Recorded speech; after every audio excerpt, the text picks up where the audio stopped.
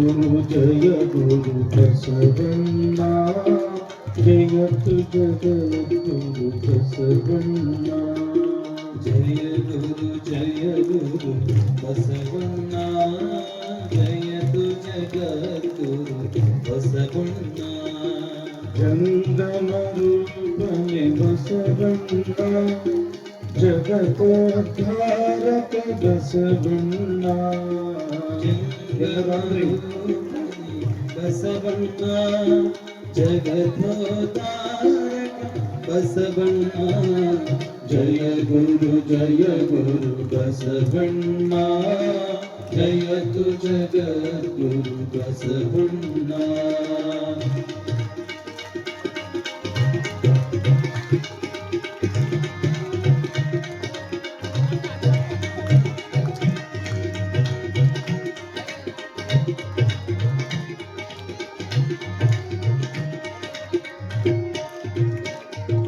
कल्याण वासने बसवण्णा कारुण्यमूर्ति बसवण्णा कल्याण वासने बसवण्णा कारुण्यमूर्ति बसवण्णा कायक योगिये बसवण्णा कैवल्यदातने बसवण्णा कायक योगिये बसवण्णा कैवल्यदातने बसवण्णा जय गुरु बसवण्णा जयतु जगद्गुरु बसवण्णा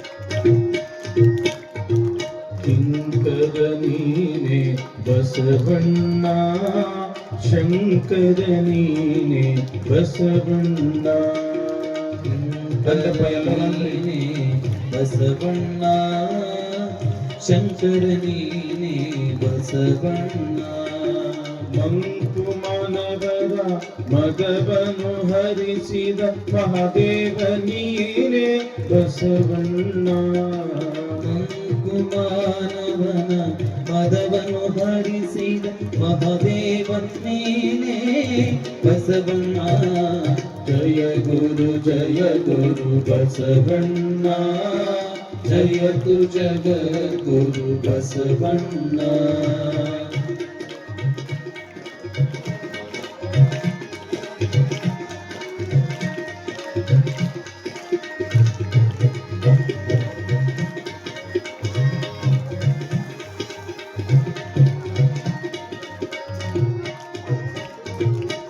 ಅಣುವಿನೊಳಗೆ ನೀ ಅಣುವಣ್ಣ ಮರದೊಳಗೆ ನೀ ಮಹವಣ್ಣ ಅಣುವಿನೊಳಗೆ ನೀ ಅಣುವಣ್ಣ ಮಹದೊಳಗೆ ನೀ ಮಹವಣ್ಣ ಶರಣರ ಹೃದಯ ನಿವಾಸನೆ ಅಣ್ಣ ಬೇಗ ನಿವಾರೈ ಬಸವಣ್ಣ ಶರಣರ ಹೃದಯ ನಿವಾಸನೆ ಬೇಗ ನಿವಾರೈ ಬಸವಣ್ಣ ಸಾಂಬ ಸದಾ ಶಿವ ಸಾಂಬ ಶಿವ ಸಾಂಬ ಸದಾ ಶಿವ ಸಾಂಬ ಶಿವ ಸಾಂಬ ಸದಾ ಶಿವ ಸಾಂಬ ಶಿವ ಸಾಂಬ ಸದಾ ಶಿವ ಸಾಂಬ ಶಿವ ಶಿವನೇ ಬಸವ ಬಸವ ಶಿವನೇ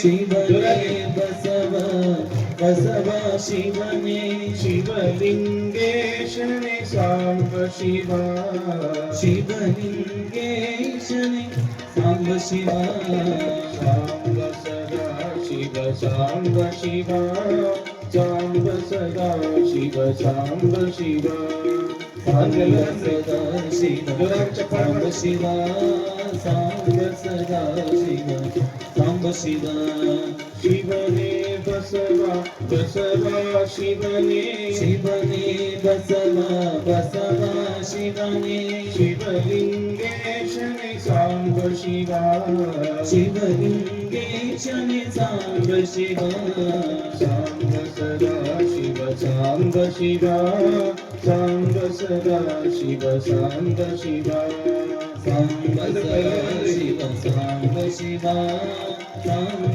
सदा शिव साम्ब शिवा सां शिव ॐ शिव सां शिव ॐ शिव सां शिव ॐ शिव सां शिव ॐ शिव सां शिव ॐ शिव सां शिव ॐ शिव सां शिव ॐ शिव सां शिव ॐ शिव सां शिव ॐ शिव सां शिव ॐ शिव सां शिव ॐ सां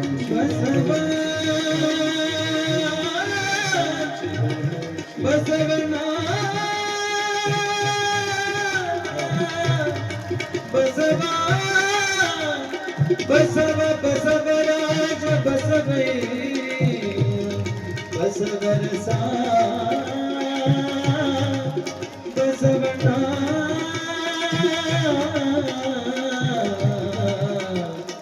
बसवा बसवा बसवा बसवा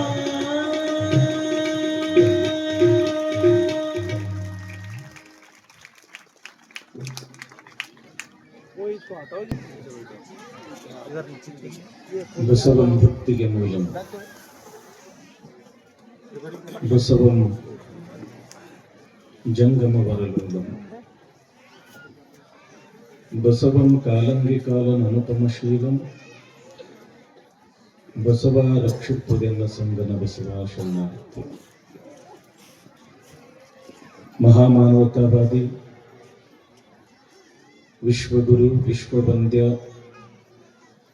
ಅಣ್ಣ ಬಸವಣ್ಣನವರನ್ನು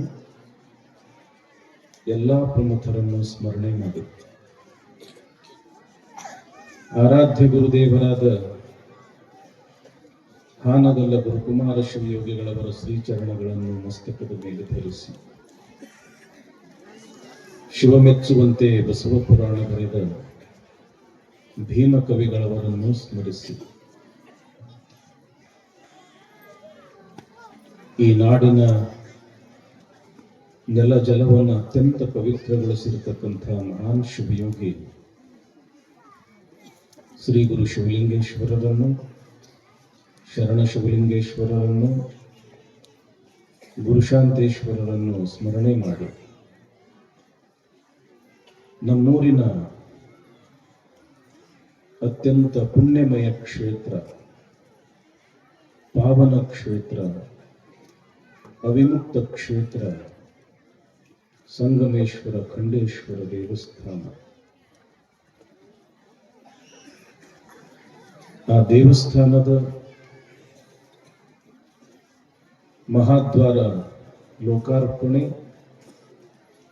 ಅಕ್ಕ ಮಹಾದೇವಿ ಮತ್ತು ನಂದೀಶ್ವರ ಮೂರ್ತಿ ಪ್ರಾಣ ಪ್ರತಿಷ್ಠಾಪನೆ ನಿಮಿತ್ತವಾಗಿ ಇಲ್ಲಿಯವರೆಗೆ ಬಸವ ಮಹಾಪುರಾಣ ನಡೀತಾ ಬಂತು. ಇವತ್ತು ಮಹಾಮಂಗಲ ದಿವ್ಯ ಸಾನ್ನಿಧ್ಯ ವಹಿಸಿ ನಮಗೂ ನಿಮಗೂ ದರ್ಶನ ಆಶೀರ್ವಾದವನ್ನ ದಯಪಾಲಿಸ್ತಾ ಇರ್ತಕ್ಕಂಥವರು ಅತ್ಯಂತ ಕ್ರಿಯಾಶೀಲ ಯುವಯತಿಗಳಾಗಿರ್ತಕ್ಕಂಥ ಶ್ರೀಮನ್ ನಿರಂಜನ ಪ್ರಣವ ಸ್ವರೂಪ ಅಭಿನವ ಶಿವಲಿಂಗ ಮಹಾಸ್ವಾಮಿಗಳವರ ಪವಿತ್ರ ಅಡಿದಾವರಗಳಿಗೆ ಅನಂತ ಪ್ರಣಾಮಗಳು. ನಮ್ಮವರೇ ಆಗಿರ್ತಕ್ಕಂತಹ ಶಟಸ್ಥಲ ಬ್ರಹ್ಮ ಶಾಂತವೀರ ಶಿವಾಚಾರ್ಯ ಮಹಾಸ್ವಾಮಿಗಳವರ ಶ್ರೀಪಾದಗಳಿಗೂ ಅನಂತ ಪ್ರಣಾಮಗಳು. ಇವತ್ತಿನ ಕಾರ್ಯಕ್ರಮದ ಅಧ್ಯಕ್ಷತೆ ವಹಿಸಿ ನಮಗೂ ನಿಮಗೂ ದರ್ಶನ ಆಶೀರ್ವಾದವನ್ನ ನೀಡ್ತಾ ಇರತಕ್ಕಂಥ ಲಿಂಗ ಪೂಜಾ ನಿಷ್ಠರು ತಪೋಧನರು ಆದ ಶ್ರೀಮನ್ ನಿರಂಜನ ಪ್ರಣವ ಸ್ವರೂಪ ಒಪ್ಪತ್ತೇಶ್ವರ ಮಹಾಸ್ವಾಮಿಗಳು, ಒಪ್ಪತ್ತೇಶ್ವರ ವಿರಕ್ತ ಮಠ ಮಾಡ್ಯಾಳ ಪರಮ ಪೂಜ್ಯರ ಶ್ರೀಪಾದಗಳಲ್ಲೂ ಅನಂತ ಪ್ರಣಾಮಗಳು.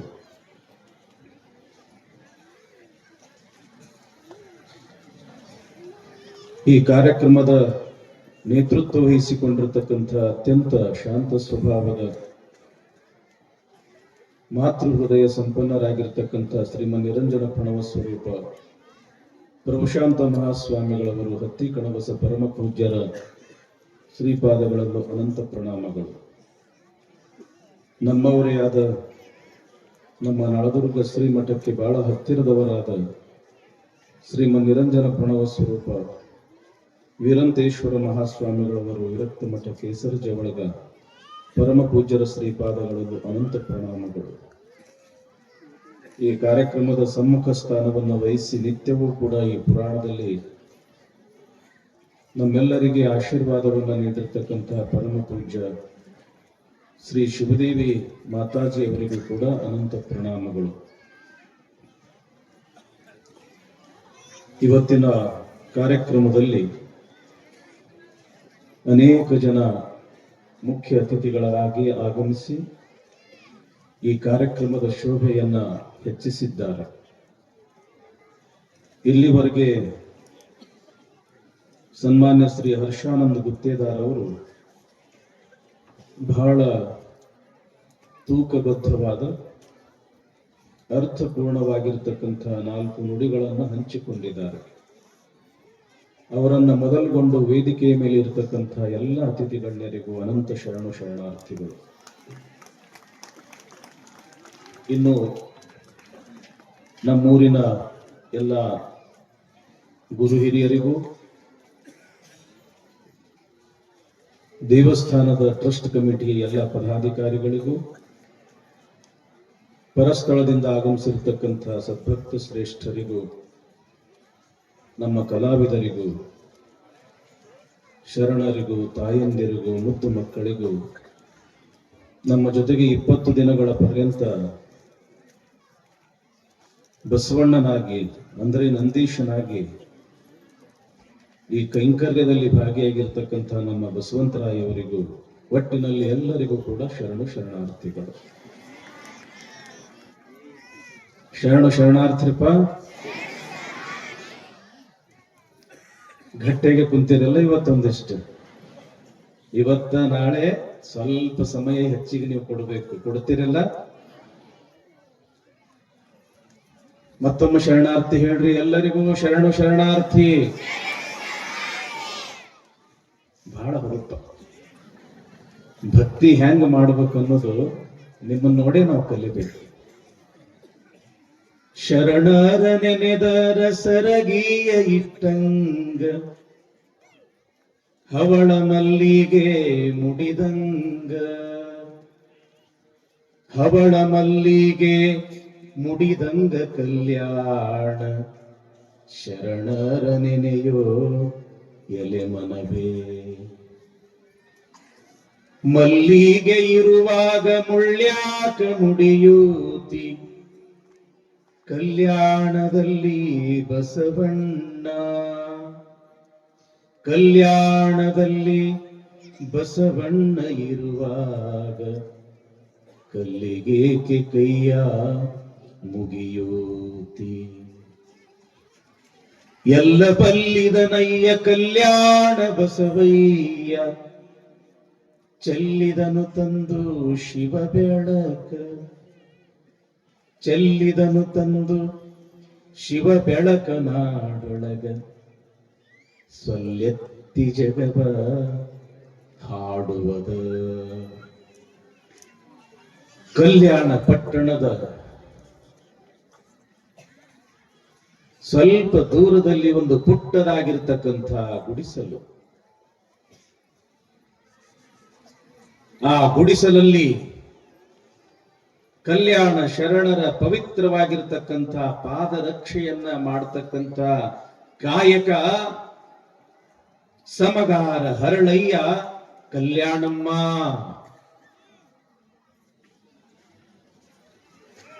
ಅತ್ಯಂತ ಸಾಧ್ವಿಯಾಗಿರ್ತಕ್ಕಂಥ ಕಲ್ಯಾಣಮ್ಮನವರು ಈ ರೀತಿಯಾಗಿ ಬಸವಣ್ಣನನ್ನ ಹಾಡ್ತಾ ಹೊಗಳ್ತಾ ತಮ್ಮ ಮನೆಯ ಕಾಯಕದಲ್ಲಿ ನಿರತರಾದ್ರ ಇಂಥ ಶಿವಶರಣರ ಮನೆಯ ಮುಂದೆ ಹಾದು ಹೋಗುವ ಯೋಗ್ಯತೆ ನಮಗ ಇಲ್ಲ ಅಂತ ತಿಳ್ಕೊಂಡು ಭವಿಗಳು ನಾಸ್ತಿಕರು ದೂರ ದೂರ ದೂರ ಹಾದು ಹೋಗಬೇಕು. ಅಂಥ ಶರಣ ದಂಪತಿ ಸಮಗಾರ ಹರಳಯ್ಯ ಮತ್ತು ಕಲ್ಯಾಣಮ್ಮ. ಸಮಗಾರ ಹರಳಯ್ಯನವರು ಶಿವ ಶಿವ ಶಿವ ಶಿವ ಬಸವ ಬಸವ ಅಂತ ಆ ಚರ್ಮದ ಚಪ್ಪಲಿಗಳನ್ನ ಬಲಿಬೇಕು. ಆ ಸುಂದರವಾಗಿರ್ತಕ್ಕಂಥ ಜೋಡುಗಳನ್ನ ಕಲ್ಯಾಣದ ಶರಣರ ಓಡಿಯಲ್ಲಿ ಮಾರಿ ಬರಬೇಕು. ಬಂದಿರತಕ್ಕಂಥ ಹಣದೊಳಗ ಮೊದಲು ಜಂಗಮ ದಾಸೋಹ ಆಗಬೇಕು, ಉಳಿದಿದ್ರೊಳಗ ತಾವು ತೃಪ್ತಿ ಆಗ್ಬೇಕು. ಇಂಥ ಪವಿತ್ರ ಕಾಯಕ ಸಮಗಾರ ಹರಳಯ್ಯ. ಒಂದು ದಿವಸ ತಾವು ಮಾಡಿರ್ತಕ್ಕಂಥ ಆ ಪವಿತ್ರ ಪಾದರಕ್ಷೆಗಳನ್ನ ಶರಣರಿಗೆ ಕೊಟ್ಟು ಬರ್ತಾ ಇರತಕ್ಕಂಥ ಸಂದರ್ಭ ಸಾಯಂಕಾಲ ಹೊತ್ತು, ಬಹುತೇಕ 4-5 ಗಂಟೆ ಆಗಿರಬಹುದು ಅಂತ ಅನ್ನಿಸ್ತದ. ತಮ್ಮ ಮನೆಯ ಕಡೆಗೆ ಬರತಕ್ಕಂತ ಸಮಯದೊಳಗ ಎದುರುಗಡೆ ಭಕ್ತಿ ಭಾಂಡಾರಿ ಬಸವಣ್ಣನವರು ಬಂದ್ರು. ಏನದು ಬಸವಣ್ಣ? ಆ ಪಂಚ ಕಲ್ಯಾಣಿ ಕುದುರೆಯ ಮೇಲೆ ಕುತ್ಕೊಂಡು ಒಂದು ಕೈಯಲ್ಲಿ ಲಗಾಮ ಹಿಡಿದು ಇನ್ನೊಂದು ಕೈಯಿಂದ ಅಲ್ಲಿರ್ತಕ್ಕಂಥ ಎಲ್ಲಾ ಶರಣರ ಯೋಗಕ್ಷೇಮಗಳನ್ನ ಕೇಳ್ತಾ ಕೇಳ್ತಾ ಹಸನ್ಮುಖಿಯಾಗಿ ಬರ್ತಾ ಇರ್ತಕ್ಕಂಥವರು ಬಸವಣ್ಣನವರು. ಯಾವಾಗ ಭಕ್ತಿ ಭಾಂಡಾರಿ ಬಸವಣ್ಣನವರು ಎದುರುಗಡೆ ಬಂದ್ರೋ ಸಮಗಾರ ಹರಳಯ್ಯನವರು ನೋಡಿದ್ರು, ಅಪ್ಪನವರು ಬರಾಕತ್ತಾನ,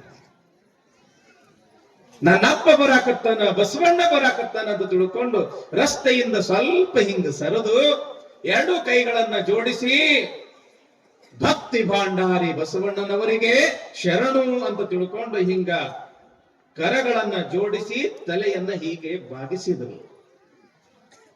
ಇವರನ್ನ ನೋಡಿರ್ತಕ್ಕಂಥ ಭಕ್ತಿ ಭಾಂಡಾರಿ ಬಸವಣ್ಣನವರು ತಾವು 2 ಕೈಗಳನ್ನ ಜೋಡಿಸಿ ಹರಭಕ್ತ ಹರಳಯ್ಯನವರಿಗೆ ಶರಣು ಶರಣಾರ್ಥಿ ಅಂತ ಶರಣಾರ್ಥಿ ಹೇಳಿದ್ರು. ಹೇಳಿ ಬಸವಣ್ಣವರು ಮುಂದೆ ಹೋದ್ರು. ಆದ್ರೆ ಸಮಗಾರ ಹರಳಯ್ಯನವರ ಎದೆಗೆ 1000 ಬಾಣು ಬಿಟ್ಟಷ್ಟು ನೋವಾಯಿತು. ಯಾಕೆ ಗೊತ್ತದೆ ಏನು? ಭಕ್ತಿ ಭಾಂಡಾರಿ ಬಸವಣ್ಣನವರಿಗೆ ನಾನು 1 ಸಲ ಶರಣು ಅಂತ ಅಂದೆ, ಆದ್ರೆ ಅವರು ನನಗೇನಂದ್ರು? ಶರಣು ಶರಣಾರ್ಥಿ ಅಂತ ಒಂದು ನಮಸ್ಕಾರ ಹೆಚ್ಚಿಗೆ ಹೇಳಿದ್ರು. ಈ ಭಾರನ ಹೆಂಗ ಇಳಿಸ್ಲಿ? ಶಿವ ಶಿವ. ಭಕ್ತಿ ಭಾಂಡಾರಿ ಬಸವಣ್ಣನವರು ಶರಣು ಶರಣಾರ್ಥಿ ಅಂತ ಹೇಳೋದಕ್ಕಿಂತ ಮುಂಚೆ ನಾನೇ ಹಾಗೆ ಹೇಳಿದ್ರ ನಾನು ಪಾರಾಗಿ ಬಿಡುತ್ತಿದ್ದೆ. ನಾನೆಂಥ ಪಾಪಿ.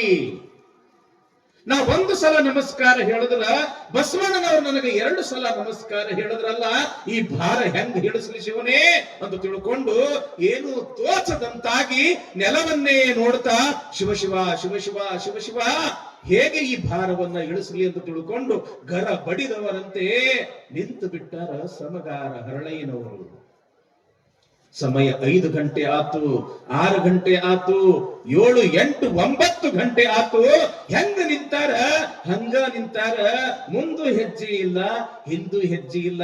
ತಲೆಯಾಗ ಒಂದೇ ವಿಚಾರ, ಬಸವಣ್ಣನವರ ಈ ಭಾರ ನಾ ಹೆಂಗ ಇಳಿಸ್ಲಿ? ಧರ್ಮ ಪತ್ನಿಯಾಗಿರ್ತಕ್ಕಂಥ ಕಲ್ಯಾಣಮ್ಮ ಕಾಯಕವನ್ನ ಮುಗಿಸಿ ನನ್ನ ಗಂಡ ಇನ್ನೂ ಯಾಕೆ ಬರಲಿಲ್ಲ ಅಂತ ತಿಳ್ಕೊಂಡು, ಕತ್ತಲೆ ಬಹಳ ಆಯ್ತು ಅಂತ ತಿಳ್ಕೊಂಡು ಕೈಯಲ್ಲಿ ಒಂದು ಕಂದೀಲ ಹಿಡ್ಕೊಂಡು ಎಲ್ಲಿರ್ಬೇಕು ನನ್ನ ಗಂಡ ಅಂತ ಹುಡುಕೊಂತ ಬರ್ತಾ ಇದ್ದಾಳೆ. ಯಾರೋ ಎದುರು ನಿಂತಂಗಾಗಿತ್ತು. ಹತ್ತಿರ ಹೋಗಿ ದೀಪದ ಬೆಳಕಿನೊಳಗ ನೋಡ್ತಾಳ, ತನ್ನದೇ ಗಂಡ ಏನೋ ಬಡಬಡಿಸಕತ್ತಾನ. ಶರಣು ಶರಣಾರ್ಥಿ ಅನ್ನಬೇಕಾಗಿತ್ತು. ನಾನೆಂಥ ಪಾಪಿ, ಕೇವಲ ಒಂದೇ ಸಲ ನಮಸ್ಕಾರ ಹೇಳಿಬಿಟ್ನೆಲ್ಲ. ಯಾವಾಗ ಶರಣು ಶರಣಾರ್ಥಿ ಅಂತ ಬಸವಣ್ಣವರು ಹೇಳಿದ್ರು, ಅದೇ ಕ್ಷಣದೊಳಗೆ ನನ್ನ ಪ್ರಾಣ ಪಕ್ಷಿ ಯಾಕೆ ಹಾರಿ ಹೋಗಬಾರ್ದಾಗಿತ್ತು ಅಂತ ತಿಳ್ಕೊಂಡು ಒಂದೇ ಸಮನ ಬಸವ ಬಸವ ಬಸವ ತಪ್ಪಾಯ್ತು ಬಸವ ಅಂತ ತಿಳ್ಕೊಂಡು ಬಡಬಡಿಸ್ತಾ ನಿಂತಿರ್ತಕ್ಕಂತ ಸಮಯದೊಳಗ ಮೈಯನ್ನ ತಟ್ಟಿ, ಯಾಕ್ರಿ ಇಲ್ಲೇ ನಿಂತೀರಿ, ನಡೀರಿ ಮನೆಗೆ ಹೋಗೋನು. ಇಲ್ಲ ಕಲ್ಯಾಣಿ, ನನ್ನಿಂದ ಬಹಳ ದೊಡ್ಡ ತಪ್ಪಾಯ್ತು ಕಲ್ಯಾಣಿ. ಅಂಥದ್ದೇನಾಗ್ಯದ್ರಿ? ನಾನು ಪಾದರಕ್ಷೆಯನ್ನ ಕೊಟ್ಟು ಬರ್ತಕ್ಕಂತ ಸಮಯದೊಳಗ ಎದುರುಗಡೆ ಅಪ್ಪನವರು ಬಂದ್ರು. ಯಾವಾಗ ಭಕ್ತಿ ಭಾಂಡಾರಿ ಬಸವಣ್ಣನವರು ಬಂದ್ರು, ನಾ ಶರಣು ಅಂತ ಒಂದೇ ಸಲ ಅಂದೆ, ಆದ್ರೆ ಅಪ್ಪನವರು ಶರಣು ಶರಣಾರ್ಥಿ ಅಂತ 2 ಸಲ ನಮಸ್ಕಾರ ಹೇಳಿ ನನಗೆ ಬಹಳ ಭಾರ ಮಾಡಿದ್ರು. ಕಲ್ಯಾಣಿ, ಈ ಭಾರವನ್ನು ನಾನು ಹೆಂಗ ಇಳಿಸ್ಬೇಕು ಅನ್ನೋದು ತಿಳಿಲಾರ್ದಂಗಾಗ್ಯದ. ಇಷ್ಟ ಏನ್ರಿ? ಇಷ್ಟ ಏನು? ಯಾಕೆ ಚಿಂತೆ ಮಾಡ್ತೀರಿ? ನಾನು ಅದಕ್ಕೆ ಉಪಾಯ ಹೇಳ್ತೀನಿ ಅಂತ ತಿಳ್ಕೊಂಡು ಸಮಾಧಾನ ಹೇಳಿ ಮನೆಗೆ ಕರ್ಕೊಂಡು ಬರ್ತಾಳ ಕಲ್ಯಾಣಮ್ಮ. ಮೊದಲು ಹೇಳ ಕಲ್ಯಾಣಿ, ಆ ಭಾರ ಹೆಂಗೆ ಇಳಿಸ್ಕೋಬೇಕು? ಯಾಕ್ರಿ? ನಮ್ಮ ಪವಿತ್ರವಾಗಿರ್ತಕ್ಕಂತಹ ಕಾಯಕವೇ ಶರಣರಿಗೆ ಪಾದರಕ್ಷೆಯನ್ನ ಮಾಡತಕ್ಕಂತಹ ಕಾಯಕ.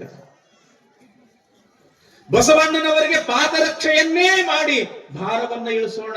ಅದು ಹೆಂಗ ಕಲ್ಯಾಣಿ? ಅದು ಅಂತಿಂತ ಪಾದರಕ್ಷೆ ಅಲ್ಲ ಪತಿದೇವರೇ. ನನ್ನ ಎಡತೊಡೆಯ ಚರ್ಮ ನಿಮ್ಮ ಬಲತೊಡೆಯ ಚರ್ಮ. ಈ ಚರ್ಮದಿಂದ ಅಣ್ಣನವರಿಗೆ ನಾವು ಪಾದರಕ್ಷೆಯನ್ನ ಮಾಡಿ ಕೊಟ್ಟಿದ್ದೆಯಾದ್ರೆ ನಮ್ಮ ಜನ್ಮ ಧನ್ಯ ಆಗ್ತದ ಅಂತ ತಿಳ್ಕೊಂಡು ಕಲ್ಯಾಣಮ್ಮ ಹರಳಯ್ಯನವರಿಗೆ ಹೇಳಿದ್ರು. ಹರಳಯ್ಯನವರಂತಾರ, ಬದುಕಿದೆ ಕಲ್ಯಾಣಿ, ನಾನು ಬದುಕಿದೆ. ನಿನ್ನಂತ ಧರ್ಮ ಪತ್ನಿಯನ್ನ ಪಡೆದು ನಾನು ಬದುಕಿದೆ ಕಲ್ಯಾಣಿ ಅಂತ ತಿಳ್ಕೊಂಡು ಖುಷಿ ಆಗ್ತಾರ, ಸಂತೋಷ ಆಗ್ತಾರ. ಯಾಕ? ಈ ಭಾರ ಇಳಿಸ್ಕೊಳ್ಳಾಕ ಎಂತ ಅವಕಾಶ ಸಿಕ್ತು ನನಗ ಅಂತ ತಿಳ್ಕೊಂಡು. ಎಷ್ಟು ಧೈರ್ಯ ನೋಡ್ರಿ! ಹೆಣ್ಣು ಮಕ್ಕಳಿಗೆ ಇರ್ತಕ್ಕಂತ ಧೈರ್ಯ ಯಾರಿಗೆ ಇರಕ್ಕೆ ಸಾಧ್ಯದ ಹೇಳ್ರಿ? ಕಾಲಾಗ ಒಂದು ಸಣ್ಣ ಮುಳ್ಳು ಚುಚ್ಚಿತು ಅಂತಂದ್ರ ಕಣ್ಣಾಗಿನ ನೀರು ಬರ್ತಾವೇನಿಲ್ರಿ? ನೋವು ಅಂತೀವಿ, ಹಾ ಅಂತೀವಿ. ಆದ್ರ ತೊಡೆ ಅಂತಂದ್ರ ಅತ್ಯಂತ ಸೂಕ್ಷ್ಮ. ಅಂತ ಸೂಕ್ಷ್ಮ ಪ್ರದೇಶದ ಅಂಗದ ಇಷ್ಟಾಕೊಂದು ಅಗಲ, ಅಂಗೈಯಷ್ಟು ಅಗಲ ಚರ್ಮ ತೆಗೆಯುವುದು ಅಂತಂದ್ರೆ ಸಣ್ಣ ಮಾತೇನು? ಎಷ್ಟು ನೋವಾಗಿರ್ಬಹುದು, ಎಷ್ಟು ತ್ರಾಸಾಗಿರ್ಬಹುದು. ಆ ನೋವು ಹೆಂಗ ಸಹಿಸ್ಕೊಂಡಿರ್ಬೇಕು ಆ ಇಬ್ಬರು ದಂಪತಿಗಳು, ಹೌದಲ್ರಿ? ಹೆಣ್ಣು ಮಕ್ಕಳ ಮನಸ್ಸು ಮಾಡಿದ್ರೆ ಮಗದು ಹೋಗ್ಬೇಡ. ಧೈರ್ಯ ಏನು ಈ ಕಂಪನಿಗೆ ಹೆಚ್ಚು, ಏನು ಈ ಕಂಪನಿಗೆ ಹೆಚ್ಚು ಹೇಳ್ರಿ ನೋಡೋಣ. ಯಾರಿಗೆ ಧೈರ್ಯ ಹೆಚ್ಚು? ಏನ್ರಿಪ್ಪ ಶರಣರ? ಏನು ನಿಮಗ ಧೈರ್ಯ ಹೆಚ್ಚು, ಏನು ನಮ್ಮ ಅವುಗಳಿಗೆ ಹೆಚ್ಚು? ಅವ್ರಂತಾರ ಅವ್ರಿಗೂ ಹೆಚ್ಚು. ಹೆಂಗ ಹೇಳ್ರಿ? ಜೀವ ಸಾಕಾತು ಅಂತಂದ್ರೆ ಸಾಕು, ಧನ್ನಂತ ಬಾವಿ ಜಿಗದ ಬಿಡುತ್ತಾರೆ. ಸೀಮಿ ಎಣ್ಣೆ ಸುರ್ಕೊಂಡು ಧಗ್ಗಂತ ಉರಿ ಹಚ್ಕೊಂಡ ಬಿಡ್ತಾರೆ. ಧೈರ್ಯ ಬಹಳ. ಆದ್ರ ತಂಗಿ ಒಂದು ಮಾತು ಮಾತ್ರ ಸತ್ಯ. ಪರಮಾತ್ಮ ಪವಿತ್ರವಾಗಿರ್ತಕ್ಕಂಥ ಈ ಜನ್ಮ ಕೊಟ್ಟಿದ್ದು ಸಾಯುವುದಕ್ಕೆ ಕೊಟ್ಟಿಲ್ರಿವ. ಪರಮಾತ್ಮ ಧೈರ್ಯ ಗಂಡು ಮಕ್ಕಳಿಗಿಂತಲೂ ಹೆಚ್ಚಿಗೆ ಹೆಣ್ಣು ಮಕ್ಕಳಿಗೆ ಕೊಟ್ಟಿದ್ದು ಆತ್ಮಹತ್ಯೆ ಮಾಡ್ಕೊಳ್ಳಕ್ಕಲ್ಲ, ಬದುಕಲಿಕ್ಕೆ. ಎಂಥ ಸಂದರ್ಭ ಬಂದರೂ ಕೂಡ ಅದನ್ನ ನಾನು ಎದುರಿಸ್ತೀನಿ ಎಂತಕ್ಕಂಥ ಒಂದು ತಾಕತ್ತಿಗೆ ಪರಮಾತ್ಮ ನಿಮಗ ಧೈರ್ಯ ಹೆಚ್ಚಿಗೆ ಕೊಟ್ಟಾನೇನಿಲ್ರಿ? ಈ ಕಂಪನಿ ಹಂಗಲ್ಲ. ಮನ್ಯಾಗ ಹಾವು ಬಂದೈತಿ, ಬರ್ರಿಯೋ ಯಾರಾದ್ರೂ ಗಂಡಸರಿದ್ರ ಬರ್ರಿಯೋ, ಗಂಡಸರಿದ್ರ ಬರ್ರಿಯೋ. ಇವ ಯಾರು? ಸಾಯಕಂತ ನಡೆದಾನ ತಿಮ್ಮ. ಅಲ್ಲೋ ರಾತ್ರಿ ಇಷ್ಟೊತ್ತಿನಾಗ ನಡೆದಿಯಲ್ಲ, ಎಲ್ಲಿಗೆ ನಡೆದಿ? ಸಾಯಕಂತ ನಡೆದಿನ್ರಿ ಅಪ್ಪ ಅವ್ರ. ಮತ್ತ ಕೈಯಾಗ ಕಂದಿಲ್ ಹಿಡ್ಕೊಂಡು ನಡೆದಿಯಲ್ಲ, ಎಲ್ಲರ ಹಾಮಚೋಳು ಸತ್ತು ಕಡದ್ರ ಹೆಂಗ್ರಿ ಅಪ್ಪ ಅವ್ರ? ಹಾಮಚೋಳು ಕಡ್ದ ನಡೆಯುದ ಸಾಯುದಕ್ ನಡೆದ, ಮತ್ತ ಹಾಮಚೋಳು ಕಡಿತಾವ, ಅದಕ್ ಮತ್ತ ಕಂದಿಲ್ಲ ಅಂತ. ಬಾವಿ ಮ್ಯಾಲ ನಿಂತಾನ. ಅಲ್ಲೋ ತಿಮ್ಮ ಇಲ್ಲಿ ಯಾಕೆ ನಿಂತಿ? ಅಪ್ಪ ಅವ್ರ ಸಾಯಕಂತ ನಿಂತೀನಿ. ಮತ್ತ ಒಳಗ್ ಜಿಗ್ಯಾವಲ್ಲೆಲ್ಲ ಇನ್ನು ನೀರು ತಣ್ಣಗದವ್ರಿ ಅಪ್ಪ. ಇದು ಈ ಕಂಪನಿ.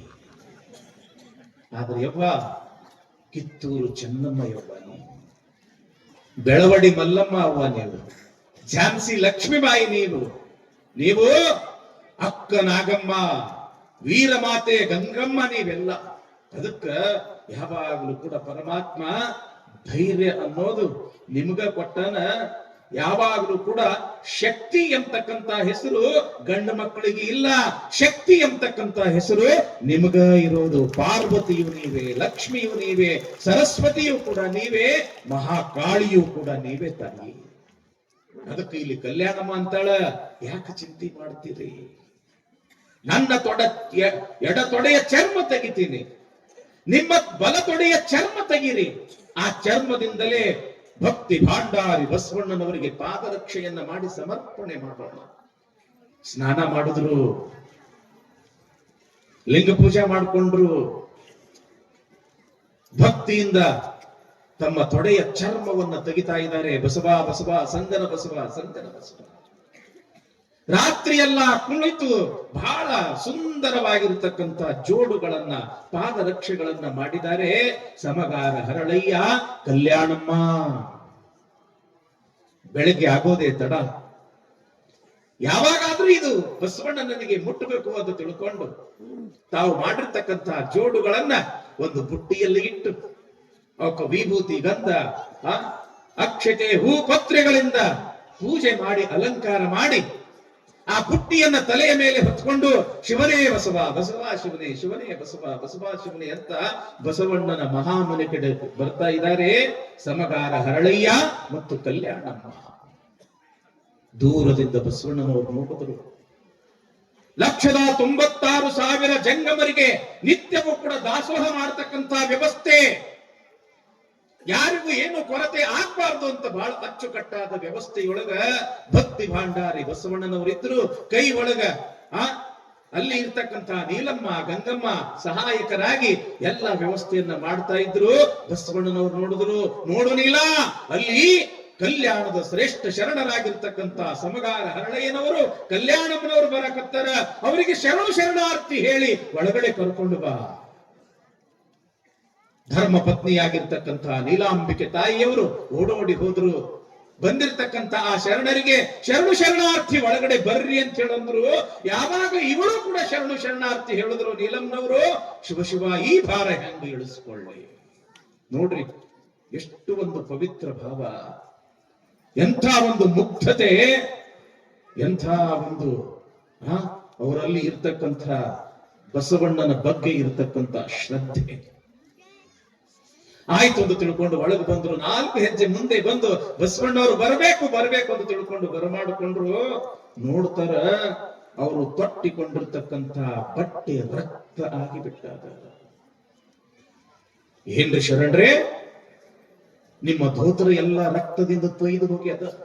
ತಾಯಿ ಕಲ್ಯಾಣಮ್ಮ, ಏನವ ನಿನ್ನ ಸೀರೆಯು ಕೂಡ ರಕ್ತದಿಂದ ತೋದಂಗ ಕಾಣಿಸಕತ್ತದ, ಏನಾಗೈತ್ರಿಪ್ಪ? ಏನೂ ಇಲ್ಲ ಬಸವಣ್ಣವರೇ,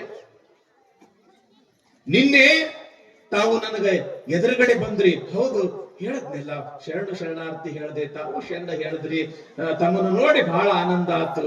ಇಲ್ರಿಪ್ಪ, ನಾ ಒಂದೇ ಸಲ ಶರಣ ಹೇಳ್ದೆ, ನೀವು 2 ಸಲ ಶರಣ ಹೇಳಿದ್ರಿ. ಆ ಭಾರವನ್ನ ನಾವು ಹೆಂಗ ಇಳಿಸ್ಕೋಬೇಕು ಅಂತ ತಿಳ್ಕೊಂಡು ಕಲ್ಯಾಣಿಯ ಎಡತೊಡೆಯ ಚರ್ಮ, ನನ್ನ ಬಲತೊಡೆಯ ಚರ್ಮ ತೆಗೆದು ನಿಮಗೆ ಸುಂದರವಾಗಿರ್ತಕ್ಕಂತಹ ಜೋಡುಗಳನ್ನ ಮಾಡಿದೀವಿ, ಅವನ್ನ ಪಾದದೊಳಗೆ ಮೆಟ್ಕೊಳ್ರಿ ಅಂತ ತಿಳ್ಕೊಂಡು ತಲೆ ಮೇಲೆ ಇರ್ತಕ್ಕಂತ ಆ ಪಾದರಕ್ಷೆಗಳನ್ನ ಬಸವಣ್ಣನವರ ಪಾದದ ಹತ್ರ ಇಟ್ರು. ಶಿವ ಶಿವ ಅಂದ್ರು ಬಸವಣ್ಣವರು. ಎಂಥ ಕೆಲಸ ಮಾಡಿದ್ರಪ್ಪ ನೀವು! ಇಂಥ ಪವಿತ್ರವಾಗಿರ್ತಕ್ಕಂಥ ಈ ಜೋಡುಗಳು ಕಾಲಲ್ಲಿ ಮೆಟ್ಟಿಕೊಳ್ಳುವುದಕ್ಕಾಗಿ ಅಲ್ಲ. ಈ ಜೋಡುಗಳು ಎಷ್ಟು ಪವಿತ್ರ ಅಂತಂದ್ರ, ನಿಮ್ಮ ಲಿಂಗ ಶರೀರದಿಂದ ತಯಾರು ಮಾಡಿರ್ತಕ್ಕಂಥ ಈ ಜೋಡುಗಳು ಎಷ್ಟು ಪವಿತ್ರ ಅಂತಂದ್ರ, ಇದು ನನಗೆ ಸಲ್ತಕ್ಕಂಥದ್ದಲ್ಲ, ಸಾಕ್ಷಾತ್ ಸಂಗಮನಾಥರಿಗೆ ಸಲ್ಲಬೇಕು ಅಂತ ತಿಳ್ಕೊಂಡು, ಅಯ್ಯ ನಿಮ್ಮ ಈ ಚಮ್ಮ ಉಗೆಗೆ ಈ ಪೃಥ್ವಿ ಸಮಬಾರದಯ್ಯ. ನೋಡಿ ಎಂಥ ಮಾತು! ಈ ಚಮ್ಮಾವುಗೆಗಳು ಎಷ್ಟು ಪವಿತ್ರ ಅಂತಂದ್ರ, ಒಂದು ತಕ್ಕಡಿಯೊಳಗ ಈ ಭೂಮಿಯನ್ನ ಇಟ್ಟರ, ಇನ್ನೊಂದು ತಕ್ಕಡಿಯೊಳಗ ಈ ಪಾದರಕ್ಷೆಗಳನ್ನ ಇಟ್ರ, ಈ ಪಾದರಕ್ಷೆಯ ಭಾರವೇ ಹೆಚ್ಚಾಗುತ್ತದೆ ಹೊರತು ಭೂಮಿಯ ಭಾರ ಹೆಚ್ಚಾಗುವುದಿಲ್ಲ. ಇಷ್ಟೊಂದು ಪವಿತ್ರವಾಗಿರ್ತಕ್ಕಂಥದ್ದು ಈ ಚಮ್ಮಾವುಗೆ. ಇದು ನನಗೆ ಸಲ್ತಕ್ಕಂಥದ್ದಲ್ಲ, ಇದು ಸಾಕ್ಷಾತ್ ಸಂಗಮನಾಥನಿಗೆ ಸಲ್ತವ ಅಂತ ತಿಳ್ಕೊಂಡು ಆ ಪಾದರಕ್ಷೆಗಳನ್ನ ಬಸವಣ್ಣನವರು ತಲೆ ಮೇಲೆ ಇಟ್ಟುಕೊಂಡ್ರು ಅಂತ ನೋಡ್ರಿ. ಆ ಪಾದರಕ್ಷೆಗಳನ್ನ ಬಸವಣ್ಣವರು ತಲೆ ಮೇಲೆ ಇಟ್ಕೊಂಡ್ರು. ಯಾವಾಗ ತಲೆ ಮೇಲೆ ಇಟ್ಕೊಂಡ್ರು, ಯಪ್ಪ ಅಂತ ತಪ್ಪು ಮಾಡಕ್ ಹೋಗ್ಬೇಡ್ರಿ, ನಾವು ಸಣ್ಣ ಜಾತಿಯವ್ರಪ್ಪ, ನಾವು ಸಮಗಾರರವರು, ನೀವು ಭಕ್ತಿ ಭಾಂಡಾರಿ ಬಸವಣ್ಣನವರು, ನೀವು ಮೇಲು ಜಾತಿಯವರು.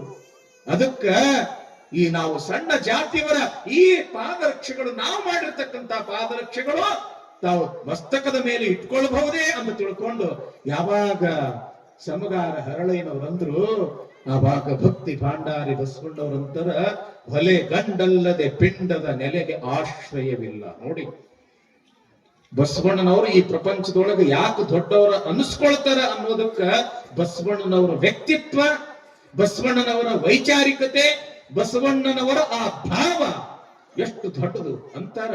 ಹೊಲೆ ಗಂಡಲ್ಲದೆ ಪಿಂಡದ ನೆಲೆಗೆ ಆಶ್ರಯವಿಲ್ಲ. ಆಶೆ, ಆಮಿಷ, ರೋಷ, ಹರುಷ ಎಲ್ಲವೂ ಒಂದೇ. ಏನನ್ನೋದು, ಏನ ಕೇಳಿ ಏನು ಫಲ. ಸಪ್ತಧಾತು ಸಮಂ ಪಿಂಡಂ ಸಮಯೋನಿ ಸಮುದ್ಭವಂ ಎಂಬುದಾಗಿ ಕಾಸಿ ಕಮ್ಮಾರನಾದ, ಬೀಸಿ ಮಡಿವಾಳನಾದ, ಹಾಸನಿಕ್ಕಿ ಸಾಲಿಗನಾದ, ವೇದವನೋದಿ ಹಾರುವನಾದ, ಕರ್ಣದಲ್ಲಿ ಜನಿಸಿದವರುಂಟೆ ಜಗದೊಳಗೆ. ಕರ್ಣದಲ್ಲಿ ಯಾರಾದರೂ ಕೂಡ ದೊಡ್ಡವರು ಅಂತ ಅನ್ನಿಸ್ಕೊಂಡವ್ರೇನು ಕಿವೇ ಹುಟ್ಟರೇನು? ಎಲ್ಲರೂ ಹುಟ್ಟೋದು ಪವಿತ್ರವಾಗಿರ್ತಕ್ಕಂಥ ತಾಯಿಯ ಗರ್ಭದಿಂದಲೇ. ಇವತ್ತು ಸಣ್ಣ ಜಾವತ್ತಿಯವರು ಹುಟ್ಟುವ ರೀತಿ ಬೇರೆ ಇಲ್ಲ, ಗಂಡು ಜಾತಿಯವರು ಹುಟ್ಟುವ ರೀತಿ ಬೇರೆ ಇಲ್ಲ. ಯಾವಾಗಲೂ ಕೂಡ ಗಂಡು ಮತ್ತು ಹೆಣ್ಣು ಒಂದೇ ರೀತಿಯ ಸಮಾಗಮ ಅದ. ಗರ್ಭದೊಳಗ ಪಿಂಡ ಉತ್ಪತ್ತಿಯಾಗ್ತಕ್ಕಂಥ ವಿಧಾನವೂ ಕೂಡ ಒಂದೇ ಅದ. ಇವತ್ತು ದೊಡ್ಡ ಕುಲದವರ ಪಿಂಡ, ಸಣ್ಣ ಕುಲದವರ ಪಿಂಡ ಬೇರೆ ಬೇರೆ ಧಾತುಗಳಿಂದ ಆಗಿಲ್ಲ. ಸಪ್ತಧಾತು ಸಮಂ ಪಿಂಡಂ ಸಮಯೋನಿ ಸಮುದ್ಭವಂ ಎಂಬುದಾಗಿ ಈ ಜಾತಿಯ ವ್ಯವಸ್ಥೆಗಳು ಬಂದಿದ್ದು ಅವರವರು ಮಾಡ್ತಕ್ಕಂಥ ಉದ್ಯೋಗಗಳಿಂದಾಗಿ.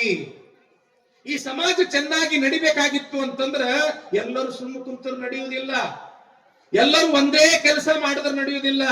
ಕಮ್ಮಾರನ ಕೆಲಸ ಒಬ್ಬರು ಮಾಡ್ಬೇಕಾಗ್ತದ, ಕುಂಬಾರನ ಕೆಲಸ ಒಬ್ಬರು ಮಾಡ್ಬೇಕಾಗ್ತದ, ಅಕ್ಕ ಸಾಲಿಗನ ಕೆಲಸ ಒಬ್ಬರು ಮಾಡ್ಬೇಕಾಗ್ತದ, ರೈತನ ಕೆಲಸ ಒಂದಿಷ್ಟು ಒಬ್ಬರು ಮಾಡ್ಬೇಕಾಗ್ತದ.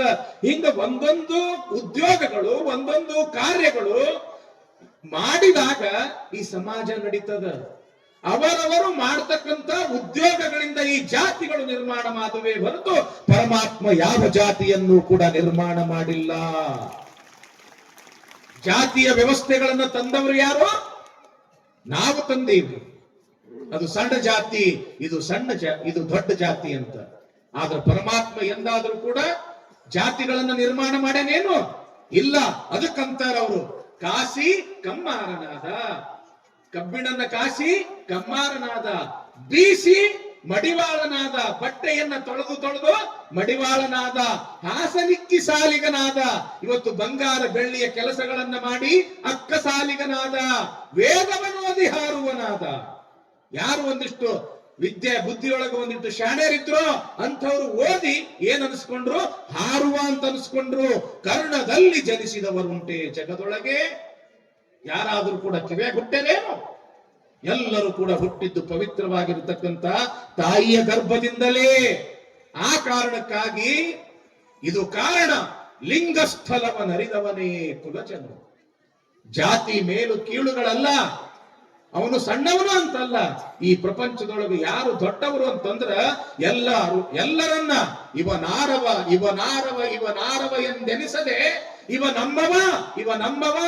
ನಮ್ಮವ ಎಂದೆನಿಸಿ ಎಲ್ಲರನ್ನು ನಾವೆಲ್ಲರೂ ಕೂಡ ಪ್ರತಿಯೊಂದು ಜಾತಿಯವರು, ಪ್ರತಿಯೊಂದು ಧರ್ಮದವರು, ಪ್ರತಿಯೊಂದು ಮತ ಪಂಥದವರು ನಾವೆಲ್ಲರೂ ಕೂಡ ಪರಮಾತ್ಮನ ಮಕ್ಕಳು ಅಂತ ತಿಳ್ಕೊಂಡು ಪರಮಾತ್ಮನ ಭಕ್ತಿ ಯಾವ ಮಾಡ್ತಾನೆ ಈ ಭೂಮಿ ಮೇಲೆ ಅವನೇ ದೊಡ್ಡವನಾಗ್ತಾನೆ ಹೊರತು ಜಾತಿ ಭೇದ ಭಾವಗಳಿಂದ ಯಾರು ಕೂಡ ದೊಡ್ಡವರಾಗಕ್ಕೆ ಸಾಧ್ಯ ಇಲ್ರಿಪ್ಪ ಅಂತ ತಿಳ್ಕೊಂಡು ಯಾವಾಗ ಸಮಗಾರ ಹರಳಯ್ಯನವರಿಗೆ ಭಕ್ತಿ ಭಾಂಡಾರಿ ಬಸವಣ್ಣವರು ಹೇಳಿದ್ರು, ಯಪ್ಪಾ ನೀನು ದೊಡ್ಡವ,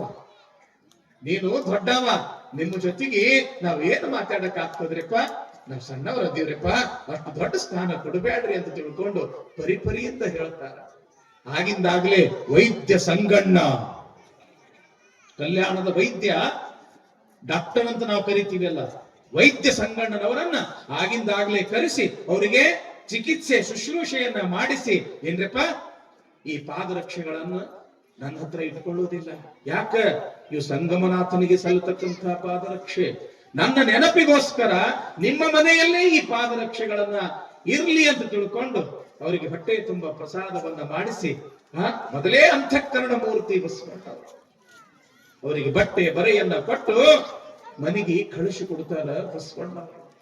ಆಯ್ತು ಅಂತ ತಿಳ್ಕೊಂಡು ಆ ಪಾದರಕ್ಷೆಯನ್ನ ಇರ್ತಕ್ಕಂಥ ಆ ಬುಟ್ಟಿಯನ್ನ ತಲೆ ಮೇಲೆ ಹೊತ್ತುಕೊಂಡು ಶಿವನೇ ಬಸವ ಬಸವ ಶಿವನೇ ಅಂತ ತಮ್ಮ ಮನೆಗೆ ಬರ್ತಾ ಇರ್ತಕ್ಕಂಥ ಸಮಯದೊಳಗ ಆ ಕಲ್ಯಾಣ ರಾಜ್ಯದ ಬಿಚ್ಚಳನ ಆಸ್ಥಾನದಲ್ಲಿ ಮಂತ್ರಿಯಾಗಿರ್ತಕ್ಕಂಥ ಮಧುವರಸರು ಎದುರಿಗೆ ಬರುತ್ತಾರೆ. ಮಧುವರಸರು ಎದುರಿಗೆ ಬರೋದನ್ನ ನೋಡ್ತಾರ. ಶರಣರಿಯಪ್ಪ ಅಂತಾರ. ಏನೋ ಹರಳಯ್ಯ, ತಲೆ ಮೇಲೆ ಏನೋ ಹೊತ್ಕೊಂಡು ನಡೆದಂಗ ಕಾಣಿಸ್ತದ. ಏನದಾವ ತಲೆ ಮೇಲೆ? ಇಲ್ರಿಪ್ಪ, ಪಾದರಕ್ಷೆಗಳದಾವ. ಓಹೋ, ಕಲ್ಯಾಣದೊಳಗ ಪಾದರಕ್ಷೆ ನಿನ್ನಷ್ಟು ಸುಂದರವಾಗಿ ಮಾಡೋರು ಯಾರು ಇಲ್ಲ ಅಂತ ಕೇಳಿನಿ. ಹರಳಯ್ಯ, ಆ ಪಾದರಕ್ಷೆ ನನಗೆ ಬೇಕು, ನೀ ತೋರಿಸು. ಇಲ್ರಿಪ್ಪ, ಇದು ಯಾರಿಗೂ ಕೂಡ ಕೊಡತಕ್ಕಂತ ಪಾದರಕ್ಷೆ ಅಲ್ಲ. ಭಕ್ತಿ ಭಾಂಡಾರಿ ಬಸವಣ್ಣನವರಿಗೆ ಮಾಡಿರ್ತಕ್ಕಂತ ಪಾದರಕ್ಷೆ ನಮ್ಮ ನೆನಪಿಗೋಸ್ಕರ ನಿಮ್ಮ ಹತ್ರನೇ ಇರ್ಲಿ ಅಂತ ತಿಳ್ಕೊಂಡು ಮರಳಿ ಕೊಟ್ಟಾರ. ಅದಕ್ಕ ನಮ್ಮ ಮನೆಗೆ ಒಯ್ಯಾಕತ್ತೀವಿ, ತೋರ್ಸು ಅಂತ ತಿಳ್ಕೊಂಡು ಯಾವಾಗ ಮಧುಬೈನವರು ಹೇಳಿದ್ರು, ತಲೆ ಮೇಲೆ ಇರ್ತಕ್ಕಂತ ಬುಟ್ಟಿ ಹಿಂಗ ಕೆಳಗ ಇಡ್ತಾರ. ಇಟ್ಟು ಕೂಡ್ಲೆ ನೋಡ್ತಾರ ಮಧುಬೈನವರು, ಏನೋ ಹರಳಯ್ಯ, ಎಂಥ ಸುಂದರವಾಗಿರ್ತಕ್ಕಂತ ಪಾದರಕ್ಷೆ ಮಾಡಿಯಲ್ಲೋ, ಬೇಕಾದಷ್ಟು ಹಣ ಕೇಳು, ಈ ಪಾದರಕ್ಷೆಯನ್ನು ಕೊಟ್ಟು ತಗೊಳ್ತೀನಿ. ಇವು ಮಾರೋಕೆ ಇಟ್ಟಿರ್ತಕ್ಕಂಥದ್ದಲ್ರಿಪ್ಪ, ಇದು ಸಂಗಮನಾಥನಿಗೆ ಅಂತ ತಿಳ್ಕೊಂಡು ಬಸವಣ್ಣವ್ರು ಹೇಳ್ಯಾರ. ಬಸವಣ್ಣ ಏನು ಕೇಳ್ತೀಯ? ಬಸವಣ್ಣ, ಬಸವಣ್ಣನಿಗೆ ಬುದ್ಧಿ ಇಲ್ಲ. ಇಂಥ ಸುಂದರವಾಗಿರ್ತಕ್ಕಂಥ ಪಾದರಕ್ಷೆಗಳನ್ನ ಮೆಟ್ಟಿಕೊಳ್ಳುವ ಭಾಗ್ಯ ಆ ಬಸವಣ್ಣನಿಗೆ ಎಲ್ಲಿ? ನಾನು ಮೆಟ್ಕೊಳ್ತೀನಿ ಅಂತ ತಿಳ್ಕೊಂಡು ಬೇಡ ಬೇಡ ಬೇಡ ಅಂದ್ರು ಸಹಿತ ಆ ಬುಟ್ಟಿಯಲ್ಲಿ ಇರ್ತಕ್ಕಂಥ ಪಾದರಕ್ಷೆಗಳನ್ನ ಹಿಂಗ ತೆಗೆದು ನೆಲದ ಮೇಲೆ ಇಟ್ಟವರ ಕಾಲಾಗ ಮೆಟ್ಕೊಂಡ್ರು ಮಂತ್ರಿಯಾಗಿರ್ತಕ್ಕಂಥ ಮಧುವರಸರು. ಮೆಟ್ಕೊಳ್ಳುವುದೇ ತಡ ಮೈಯಾಗ ಒಂದೇ ಸವನ ಉರಿ ಉರಿ ಉರಿ ಅಂತ ತಿಳ್ಕೊಂಡು ಕಿರಿಸ್ತಾ ಚೀರ್ತಾ ಮೆಟ್ಟಿಕೊಂಡಿರ್ತಕ್ಕಂಥ ಪಾದರಕ್ಷೆಯನ್ನ ಅಲ್ಲೇ ಬಿಟ್ಟು ತಮ್ಮ ಮನೆಯ ಕಡೆಗೆ ಓಡ್ತಾ ಇದ್ದಾರೆ ಮಧುವೈನವರು. ದಿವಸ ಅಲ್ಲ, 2 ದಿವಸ ಅಲ್ಲ, 4 ದಿವಸ ಆದರೂ ಕೂಡ ಮೈಯಾಗ ಇರತಕ್ಕಂತ ಆ ಉರಿ, ತಗತಗಿಸುವ ಆ ಉರಿ ಕಡಿಮೆಯಾಗ್ಲಿಲ್ಲ. ಆ ವೈದ್ಯರು, ಈ ವೈದ್ಯರು, ಆ ಜ್ಯೋತಿಷಿಗಳು, ಈ ಪಂಚಾಂಗ ಹೇಳ್ತಕ್ಕಂಥವರು ಎಲ್ಲರನ್ನ ಕರೆಸಿದ್ರು, ಕೇಳಿದ್ರು, ನಾನಾ ರೀತಿಯ ಉಪಚರಿಸಿದ್ರು. ಆದರೂ ಕೂಡ ಮೈಯಾಗಿನ ಉರಿ ಕಡಿಮೆಯಾಗ್ಲಿಲ್ಲ. ರಾತ್ರಿ ಹೊತ್ತು ಆ ಮಧುಬಯ್ಯನವರ ಹೆಂಡತಿ, ಮಧುಬಯ್ಯನ ಮಗಳು ಕಲಾವತಿ ಇಬ್ರು ಕೂಡಿ ಭಕ್ತಿ ಭಾಂಡಾರಿ ಬಸವಣ್ಣನವರ ಮನೆಗೆ ಬಂದರು. ಏನ್ರಿಪ್ಪ ಬಸವಣ್ಣವರ, ಯಾವಾಗ ಬೇಡ ಬೇಡ ಅಂದ್ರು ಸಹಿತ ಸಮಗಾರ ಹರಳಯ್ಯನವರು ಮಾಡಿರ್ತಕ್ಕಂಥ ಪಾದರಕ್ಷೆಯನ್ನು ನನ್ನ ಗಂಡ ಕಾಲಲ್ಲಿ ಮೆಟ್ಟುಕೊಂಡ. ಆವಾಗಿನಿಂದ ಮೈಯಲ್ಲಿ ಇರ್ತಕ್ಕಂಥ ಉರಿನ ಕಡಿಮೆ ಆಗವೊಂದು. ಏನು ಶುಶ್ರೂಷೆ ಮಾಡಿದ್ರು ಕೂಡ ಕಡಿಮೆ ಆಗ್ತಾ ಇಲ್ಲ. ಒಂದು ತುತ್ತು ನೀರು ಸಹಿತ ಕುಡಿತಾ ಇಲ್ಲ, ಒಂದು ಅಗಳ ಅನ್ನ ಸಹಿತ ಹೋಗ್ತಾ ಇಲ್ಲ. ಏನು ಮಾಡಬೇಕು ತಿಳಿಲಾರ್ದಂಗಾಗ್ಯದ. ನೀವೇ ಇದಕ್ಕೆ ಉಪಾಯ ಹೇಳಬೇಕು ಅಲ್ಲವ? ಯಾವ ಹರಳಯ್ಯನವರು ಸಮಗಾರರು ಅಂತ ತಿಳ್ಕೊಂಡು, ಸಣ್ಣ ಜಾತಿಯವರು ಅಂತ ತಿಳ್ಕೊಂಡು, ಕನಿಷ್ಠ ದೃಷ್ಟಿಯಿಂದ ನೋಡಿ ಭಗವಂತನಿಗೆ ಸಲ್ಲತಕ್ಕಂತ ಆ ಪಾದರಕ್ಷೆಯನ್ನ ಬೇಡ ಬೇಡ ಅಂದ್ರೂ ಕೂಡ ಮೆಟ್ಕೊಂಡ್ರು. ಅದೇ ಪಾಪದ ಪರಿಣಾಮದಿಂದಾಗಿ ನಿನ್ನ ಗಂಡನ ಮೈಯಲ್ಲಿ ಉರಿ, ಆ ಉರಿ ಕಡಿಮೆ ಆಗ್ಬೇಕಾಗಿತ್ತು ಅಂತಂದ್ರೆ ಏನು ಪವಿತ್ರವಾಗಿರ್ತಕ್ಕಂಥ ಪಾದರಕ್ಷೆಯನ್ನ ಮಾಡ್ತಾರಲ್ಲ, ಆ ಪಾದರಕ್ಷೆ ಮಾಡ್ಬೇಕಾದ್ರೆ ಆ ಪಾದರಕ್ಷೆಯನ್ನ ಹದ ಮಾಡುವ ಸಲುವಾಗಿ ಒಂದು ನೀರಿನ ಗುಂಡಿಯನ್ನ ಇಟ್ಟಿರ್ತಾರಲ್ಲ, ನೀರಿನ ಬಟ್ಟಲನ್ನ ಇಟ್ಟಿರ್ತಾರಲ್ಲ, ಆ ಬಟ್ಟಲಲ್ಲಿ ಇರ್ತಕ್ಕಂಥ ನೀರು ತಂದು ನಿನ್ನ ಗಂಡನ ಮೈಗೆ ಲೇಪನ ಮಾಡಿದ್ದಲ್ಲಿ ಅದು ಉರಿ ಕಡಿಮೆ ಆಗ್ತದೆ ತಂಗಿ ಅಂತ ತಿಳ್ಕೊಂಡು ಅಣ್ಣನವರು ಹೇಳಿದ್ರು. ಇಷ್ಟು ಹೇಳೋದ ತಡ ಸಮಗಾರ ಹರಳಯ್ಯನವ್ರ ಮನೆಗೆ ಬಂದು ಅವರಿಗೆ ಶರಣಾರ್ಥಿಗಳನ್ನ ಹೇಳಿ, ಯಪ್ಪ ನನಗ ಆ ನೀರು ಬೇಕಾಗ್ಯದ, ಆ ತೀರ್ಥ ಬೇಕಾಗ್ಯದ ಅಂತ ಹೇಳಿ ಆ ತೀರ್ಥವನ್ನ ಆ ಮಧುಬಯ್ಯನವರ ಅಪಾದದಿಂದ ಮಸ್ತಕದವರೆಗೆ ಯಾವಾಗ ಆ ಹೆಂಡತಿ ಹಚ್ಚುದಳೋ ತತ್ಕ್ಷಣವೇ ಮೈಯಾಗಿರ್ತಕ್ಕಂಥ ಉರಿ ಕಡಿಮೆ ಆಯ್ತು. ಹೇಳ್ತಾರ ಮಧುಬಯ್ಯನವರು, ಏನು 8 ದಿವಸ ಆತು, ಎಲ್ಲರಿಗೂ ತೋರಿಸಿದ್ವಿ, ಈ ಉರಿ ಕಡಿಮೆ ಆಗಿದ್ದಿಲ್ಲ. ಯಾವ ಔಷಧ ತಂದಿ, ಯಾವ ವೈದ್ಯರಿಂದ ತಂದಿ, ಒಂದೇ ಕ್ಷಣದೊಳಗೆ ಉರಿ ಕಡಿಮೆ ಆತಲ್ಲ ಅಂತ ತಿಳ್ಕೊಂಡು ಹೆಂಡತಿಗೆ ಕೇಳಿದಾಗ ಅಣ್ಣನವರು ಹೇಳಿದ್ರು, ಸಮಗಾರ ಹರಳಯ್ಯನವರು ಮಹಾನ್ ಶರಣರು. 770 ಅಮರಗಣಗಳಿಗೆ ಪವಿತ್ರವಾಗಿರ್ತಕ್ಕಂಥ ಪಾದರಕ್ಷೆಯನ್ನ ಮಾಡಿಕೊಡ್ತಕ್ಕಂಥ ಒಬ್ಬ ಶ್ರೇಷ್ಠ ಶರಣರು. ಅಷ್ಟೇ ಅಲ್ಲ, ಲಿಂಗಾಂಗ ಸಮರಸೆಗಳು. ನಿತ್ಯವೂ ಕೂಡ ತ್ರಿಕಾಲ ಲಿಂಗ ಪೂಜೆಯನ್ನ ಮಾಡ್ತಾ ಮಾಡ್ತಾ ಆ ಲಿಂಗದಲ್ಲಿಯೇ ಸಂಗಮನಾಥನನ್ನ ಕಂಡಿರ್ತಕ್ಕಂಥ ಒಬ್ಬ ಶಿವಶರಣರು. ಅಂತ ಶಿವಶರಣರಿಗೆ ನೀವು ಮಾಡಿರ್ತಕ್ಕಂಥ ಅವಮಾನದಿಂದಾಗಿ ಇಂತಹ ಪರಿಸ್ಥಿತಿ ಒದಗ್ಯದ ಅಂತ ಹೇಳಿ ಅವರ ಮನೆಯಲ್ಲಿ ಪಾದರಕ್ಷೆ ಕಾಯಕವನ್ನ ಮಾಡಲು ಹದ ಮಾಡಲು ಇಟ್ಟಿರ್ತಕ್ಕಂಥ ಆ ನೀರಿನ ಗುಂಡಿಯಲ್ಲಿ ಇರ್ತಕ್ಕಂಥ ನೀರಿನಿಂದ ನಿಮ್ಮ ಮೈಯ ಈ ಉರಿ ಕಡಿಮೆ ಆಯ್ತು ಅಂತ ತಿಳ್ಕೊಂಡು ಯಾವಾಗ ಹೆಂಡತಿ ಹೇಳಿದಳು, ಹಾಂದ ಮುದುಬಯ್ಯ, ಹೌದು ನನ್ನಿಂದ ಬಹಳ ದೊಡ್ಡ ತಪ್ಪಾತು. ನಾನೊಬ್ಬ ಶ್ರೇಷ್ಠ ಕುಲದವ, ಆತ ಒಬ್ಬ ಕನಿಷ್ಠ ಕುಲದವ ಅಂತ ತಿಳ್ಕೊಂಡು ಹೀಯಾಳಿಸಿದ್ದು ಸತ್ಯವೇ. ಇವತ್ತು ಆತನ ಮನೆಯ ಆ ನೀರಿನಿಂದ ನನ್ನ ಮೈ ಉರಿ ಕಡಿಮೆ ಆಗಿದೆ ಅಂದ ಬಳಿಕ ಸಮಗಾರ ಹರಳಯ್ಯನ ಈ ಭಾರ, ಈ ಋಣವನ್ನ ನಾವು ಹೆಂಗ ಇಳಿಸ್ಬೇಕು ಅಂತ ತಿಳ್ಕೊಂಡು ರಾತ್ರಿ ಇಡೀ ಎಲ್ಲ ವಿಚಾರ ಮಾಡಿ ಕಟ್ಟ ಕೊಡೆಗೆ ಒಂದು ನಿರ್ಧಾರಕ್ಕೆ ಬರ್ತಾರೆ. ಅದು ಏನು ಅಂತಂದ್ರ ಸಮಗಾರ ಹರಳಯ್ಯ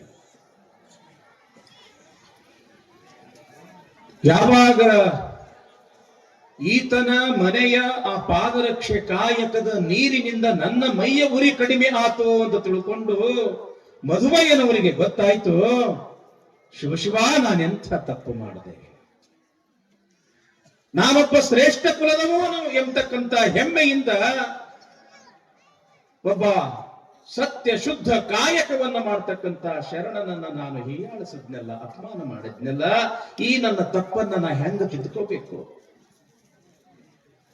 ಆತನ ಋಣವನ್ನ ನಾನು ಹೆಂಗೆ ಇಳಿಸ್ಕೋಬೇಕು ಅಂತ ತಿಳ್ಕೊಂಡು ರಾತ್ರಿ ಇಡೀ ಎಲ್ಲ ವಿಚಾರ ಮಾಡಿದ್ರು ಕಡೆಗೆ ಒಂದು ನಿರ್ಧಾರಕ್ಕೆ ಬಂದ್ರು. ಏನು? ಸಮಗಾರ ಹರಳಯ್ಯನವರಿಗೆ ವಜ್ರದಂಥ ಮಗ ಇದ್ದಾನೆ, ಶೀಲವಂತ. ನಮಗೂ ಕೂಡ ರತ್ನದಂಥ ಮಗಳಿದ್ದಾಳೆ, ಕಲಾವತಿ. ನಮ್ಮ ಮಗಳಿಗೆ ಹರಳಯ್ಯನವರ ಮಗನಿಗೆ ಕೊಟ್ಟು ಮದುವೆ ಮಾಡಿದ್ರೆ ಬಹುತೇಕ ಈ ಮೇಲ್ಜಾತಿ ಕೀಳ್ ಜಾತಿ ಎಂಬತಕ್ಕಂತ ಒಂದು ತಾರತಮ್ಯ ಇದೆಲ್ಲವೂ ಕೂಡ ಹೊಡೆದು ಓಡಿಸ್ದಂಗ ಆಗ್ತದ. ಬಸವಣ್ಣನವರು ಇವ ನಮ್ಮವ ಯಾವುದೇ ಜಾತಿ ಭೇದ ಭಾವ ಮಾಡಬಾರ್ದು, ನಾವೆಲ್ಲರೂ ಕೂಡ ಸಂಗಮನಾಥನ ಮಕ್ಕಳು ಎಂಬತಕ್ಕಂತ ಸಿದ್ಧಾಂತ ಏನದಲ್ಲ ಅದಕ್ಕೆ ಒಂದು ನಾಂದಿ ಹಾಡ್ದಂಗ ಆಗ್ತದ ಅಂತ ತಿಳ್ಕೊಂಡು ತೀರ್ಮಾನ ಮಾಡಿ ಸಮಗಾರ ಹರಳಯ್ಯನವರ ಮನೆಗೆ ಬಂದ್ರು ಮಧುವಯ್ಯ ಮಂತ್ರಿಗಳು. ಯಾವಾಗ ನಿಮ್ಮ ಮಗನಿಗೆ ನಮ್ಮ ಮಗಳನ್ನ ತೆಗೆದುಕೊಳ್ಳಬೇಕು, ಇಬ್ಬರ ಮದುವೆಯನ್ನ ಮಾಡಬೇಕು ಅಂತ ತಿಳ್ಕೊಂಡು ಈ ಪ್ರಸ್ತಾವನೆಯನ್ನ ಮಂತ್ರಿಯಾಗಿರ್ತಕ್ಕಂಥ ಮಧುವಯ್ಯನವರು ಹೇಳಿದ್ರು. ಒಪ್ಪಲಿಲ್ಲ ಸಮಗಾರ ಹರಳಯ್ಯನವರು. ಎಲ್ರಿಪ್ಪ, ನಾವು ಸಣ್ಣವ್ರಿಪ್ಪ, ಪಾದರಕ್ಷೆ ಕಾಯಕವನ್ನ ಮಾಡಿ ಬದುಕ್ತಕ್ಕಂಥವ್ರಿಪ್ಪ, ನೀವು ಕುಲದಲ್ಲಿ ಬ್ರಾಹ್ಮಣರು, ಮೇಲಾಗಿ ಬಿಚ್ಚಳ ಮಹಾರಾಜನ ಆಸ್ಥಾನದೊಳಗ ಮಂತ್ರಿಗಳು, ನಮಗೂ ನಿಮಗೂ ಅಜಗಜಾಂತರ ವ್ಯತ್ಯಾಸ, ಬ್ಯಾಡ್ರಿಪ್ಪ, ಇದರಿಂದ ನಾಳೆ ತೊಂದರೆ ಆದೀತು, ಬೇಡ ಅಂದ್ರೂ ಕೂಡ ಮಧುವಯ್ಯನವರು ಕೇಳಲಿಲ್ಲ.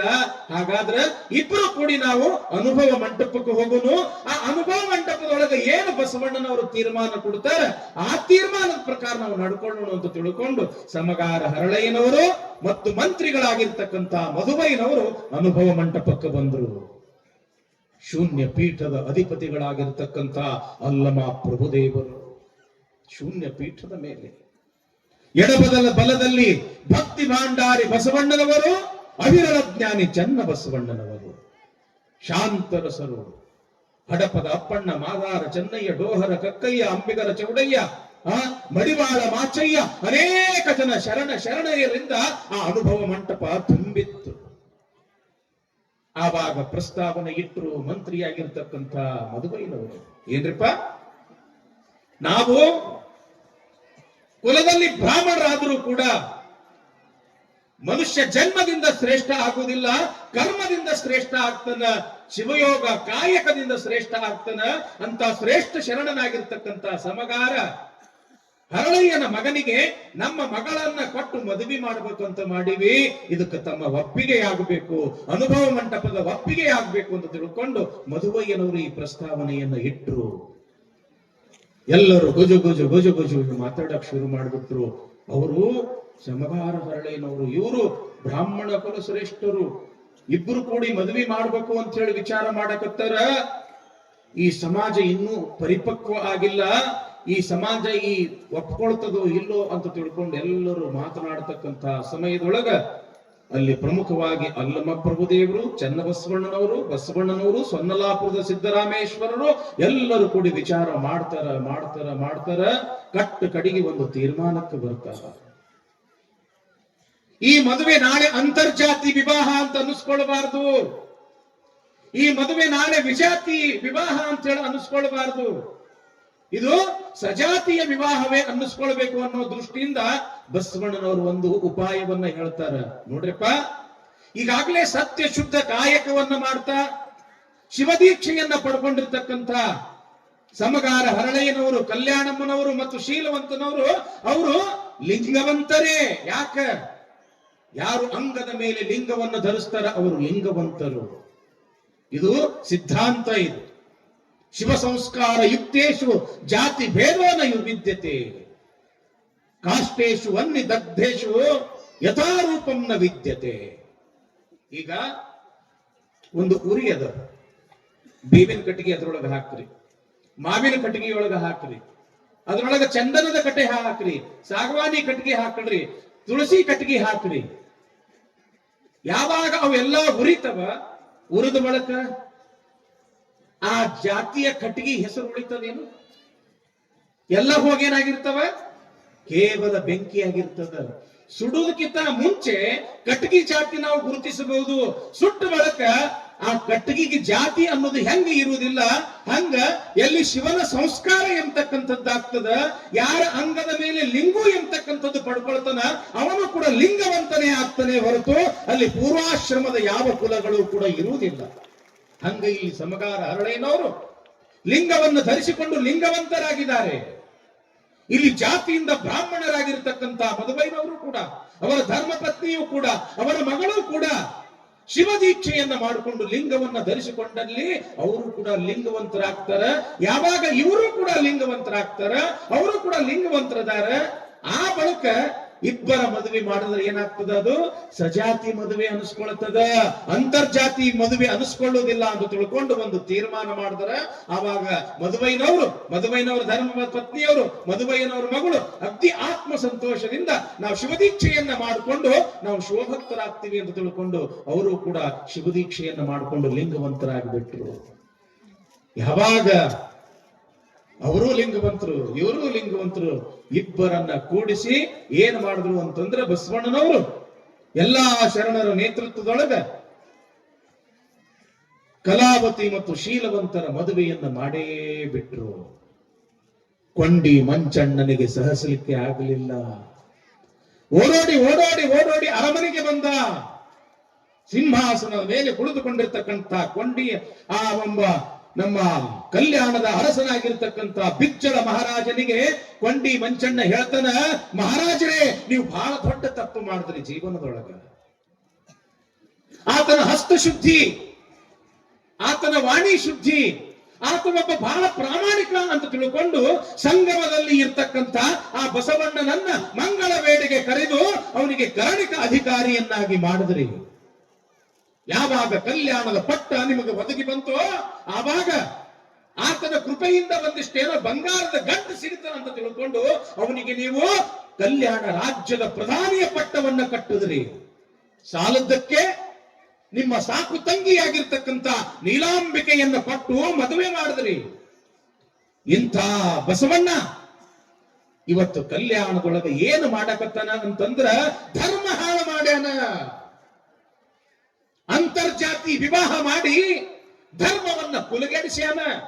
ಒಬ್ಬ ಸಮಗಾರನ ವ್ಯಕ್ತಿಯ ಮಗನಿಗೆ ಒಬ್ಬ ಬ್ರಾಹ್ಮಣ ವ್ಯಕ್ತಿಯ ಮಗಳನ್ನ ಕೊಟ್ಟು ಮದುವೆಯನ್ನ ಮಾಡಿ ಇಲ್ಲಿ ಧರ್ಮ ಅನ್ನೋದು ಹಾಳು ಮಾಡ್ಯಾನ.